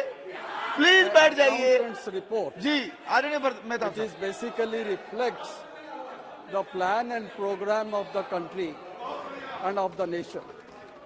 So when something is said that it is only an accountant's job I don't believe in that type of comment. There have been umpteen reasons to be apprehensive in 2023, more so while waiting for the budget. US Federal Reserve's unbridled aggression, rising cost of Ukraine and Russia, and China's COVID crisis, to name a few. Yet in the backdrop of like this government has decided to go bold and big on capex and chosen consistency in a world characterized by randomness and volatility. The Prime Minister has outlined the period from 2022 to 2047 as the period of Amrit Kal. It is a vision to make India a developed country during this golden phase. To realize this, India needs to rapidly invest in social infrastructure. This investment would need to come from taxpayers' money and not borrowings. India's tax to GDP ratio is still below the critical mark of 15%. India's gross tax to GDP, which was 11% in financial year 2019, fell to 9.9% in financial year 20 and marginally improved to 10.2% in financial year 21-22. This is much lower when we compare ourselves with the emerging market economy, which is average of 21, and OECD, the average is 34%. Today, the country boasts more than 4.3 million crorepati's households, equivalent to 23 million consumers. They are spread all over the country. By 2047, if political and economic reforms have their desired effect, India has the potential to become the fastest growing economy in the world. This growth will not only make the Indian middle class the biggest income group in the country, but it will set to be major driver of economic, political, and social growth. Finance Minister's full-fledged budget before next year's general election can be commended on many counts. I mention only three. For staying the course on fiscal consolidation, changing the composition of government expenditure in favor of capital as against revenue spending, and third, welcome move relating to personal income taxation. In turbulent time like this, a good budget can only be said is just a good beginning. The turmoil in the global economy is likely to continue as the impact of higher interest rates shows up in weaker demand for consumption and investment. Geopolitical tensions continue to disrupt every supplies and trade. As the resilience of the domestic economy gets tested by global headwinds, deft fiscal maneuvers is necessary, like they were this year. Now, coming to the basics, there is need for some answers. PM Kisan allocation is 13.33% lower as compared to budgetary estimate of rupees 68,000 crores made in 22-23. The revised estimate of 22-23 was reduced to 60,000 crores, no doubt, but in 21-22, an actual expenditure was rupees 68,825 crore, which was incurred on the PM Kisan. The figure is there for all of us to see. Should we believe that people have moved from farming to some other avenues for better? Or should we believe that they have been pauperized and have become daily wage earner? On MGNREGA, this generated an all-time high, 389 crore person days of employment in 21-22. 363 crores in 21-22. Even this fiscal's project is 290 to 300% days will exceed the 265 crore plus generated in 29-20 and 2018 and 19. It is a demand-driven scheme. Whenever we make this point, always it is said it's a demand-driven. But here the figure shows how it has met. The budgeted amount this year is 60,000 crores. The question is, how realistic is the assessment? If the next southwest monsoon is normal and the non-farm economy timely recovers, MGNREGA may not require any additional funding. Till then, do we have to keep our fingers crossed? Coming to free food distribution scheme, and this is a scheme which we have all experienced, moderated income inequality in many states. Pradhan Mantri Garib Kalyan Yojana played a key role in keeping extreme poverty in the country at the lowest level. We didn't hear a single death because of hunger, because of this program. IMF report says extreme poverty was at the lowest level of 0.8% during the pandemic hit 2020. SBI study, State Bank of India study, has analyzed that several government transfer payments for the poor are adding rupees 75,000 to a household per annum. But I would like to draw the attention of the government to the design flaw, as ration records have not been updated since 2011 onwards. More than 40% of India's population is currently excluded from National Food Security Act. 40%. In many villages and slums, the most marginalized castes and communities are often without NFSA ration cards.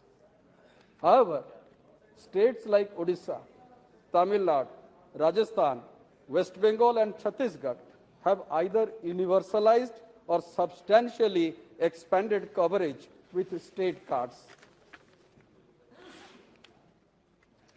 Sir, here I would like to remind the government about the Supreme Court judgment of last August, that is 2022, which had directed the Union government to expand National Food Security Act coverage.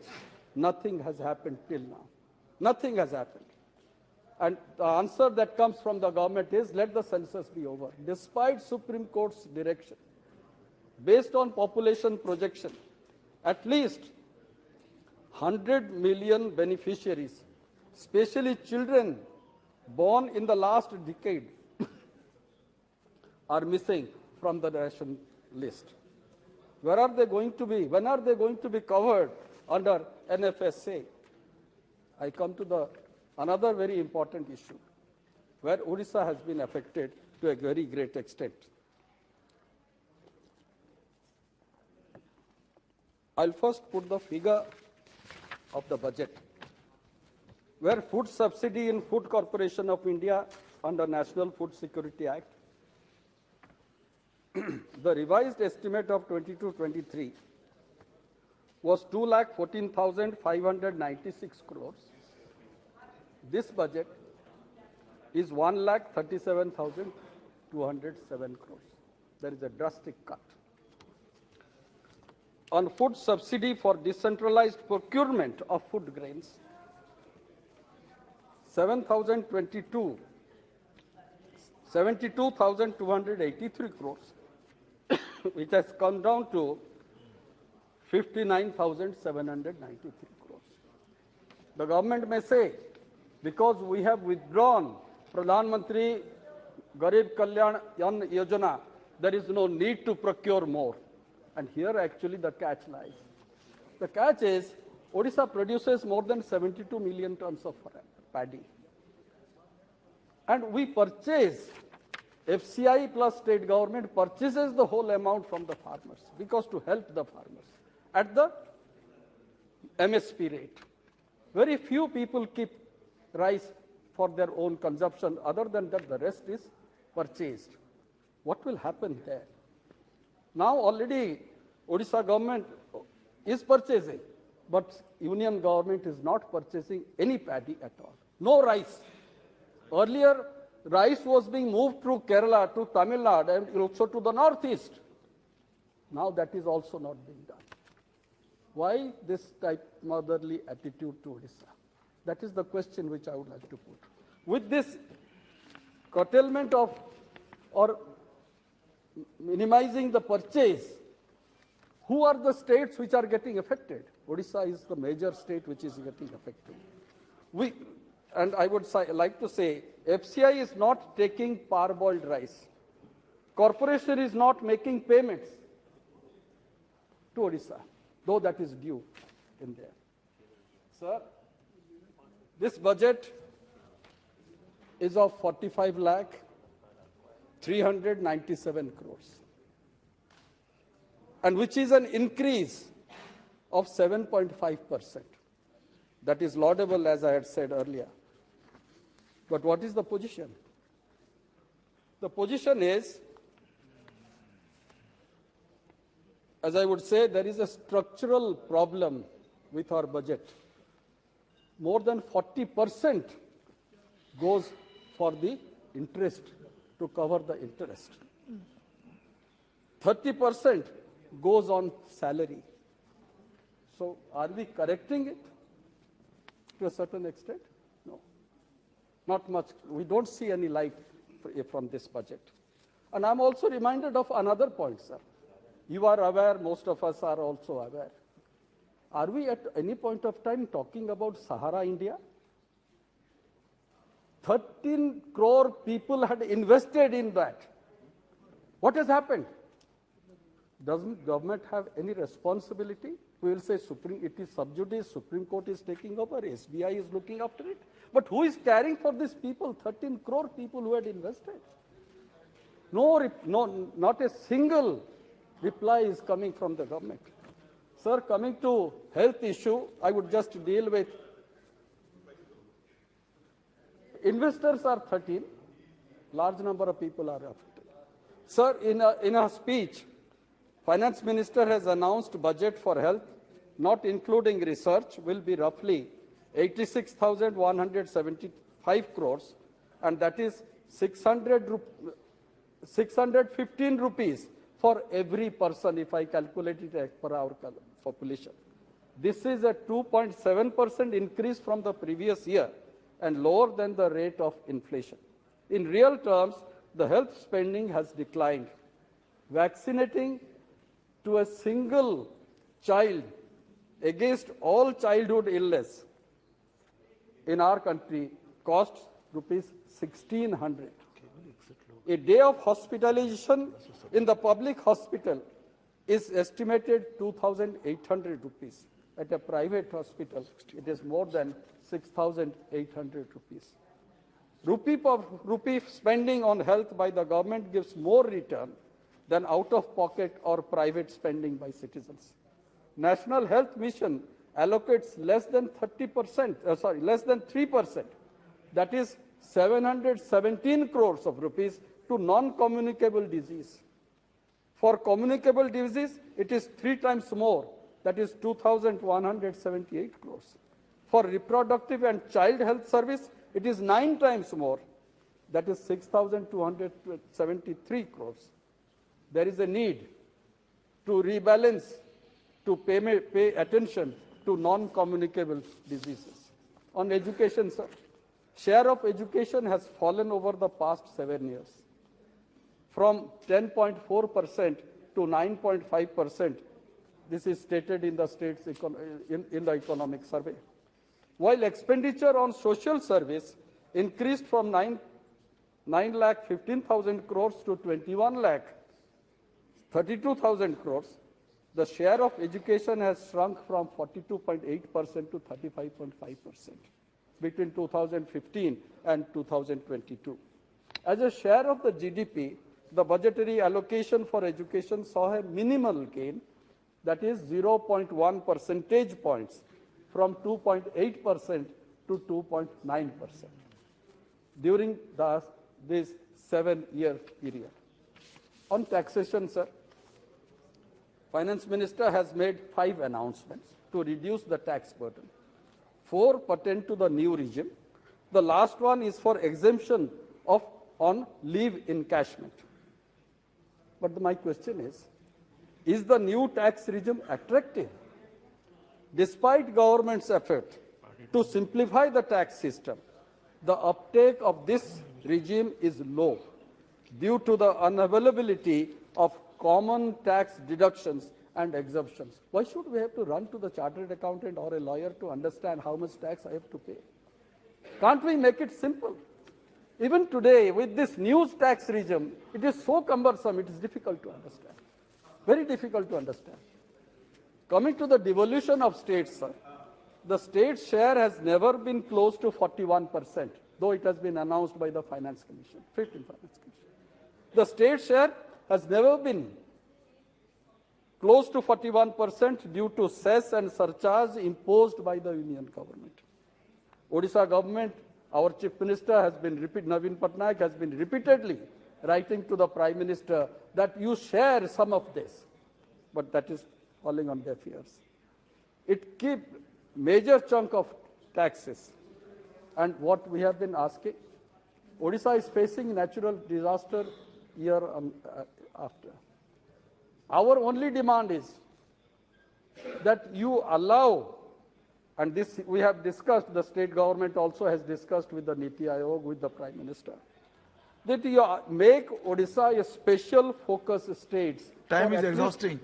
For at least 3 years, if a natural disaster hits Odisha, allow or declare it as a special focus state where 90:10, that is the center and state share, for 3 years only, so that we tide over the situation and come up forward. Sir, on railways, I will be failing on my duty if I don't mention 2-3 words, because the rail minister is a member of this house representing our state. We find a significant feature. It has set aside nearly a quarter of its total capex outlay of rupees 10 lakh crores. The budgetary support amounts to 2.4 lakh crores. The goal is to raise the share of rail freight traffic from 27%, road transport is 64%, to 45% by 2030. Freight earnings are 2.5 times the passenger earnings.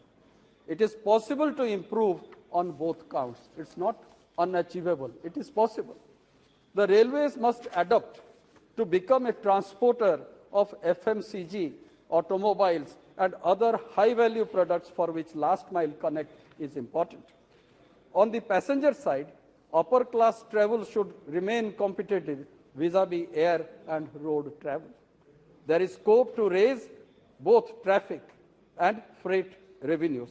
Despite pensions, can we imagine? Pensions of railway is over 25% of the total operating expenses of the railways. The budget numbers indicate 30,000 crores of rupees has been set aside for doubling of tracks.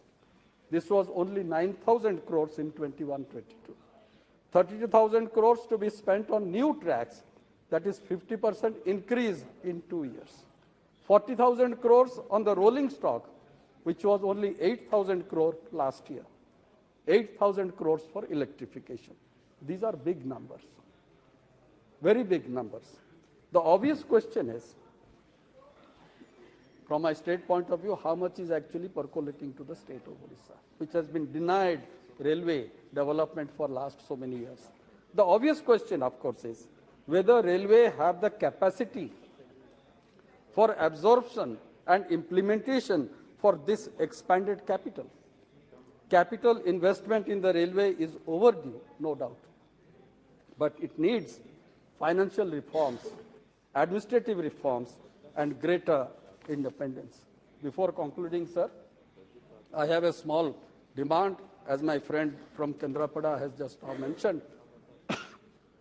The station is there, tickets are being sold, rail line is there, but it is not functioning. Passenger train should ply on that route. That is necessary. With these words, I conclude. Thank you. Shrimati Sangeeta Azad ji.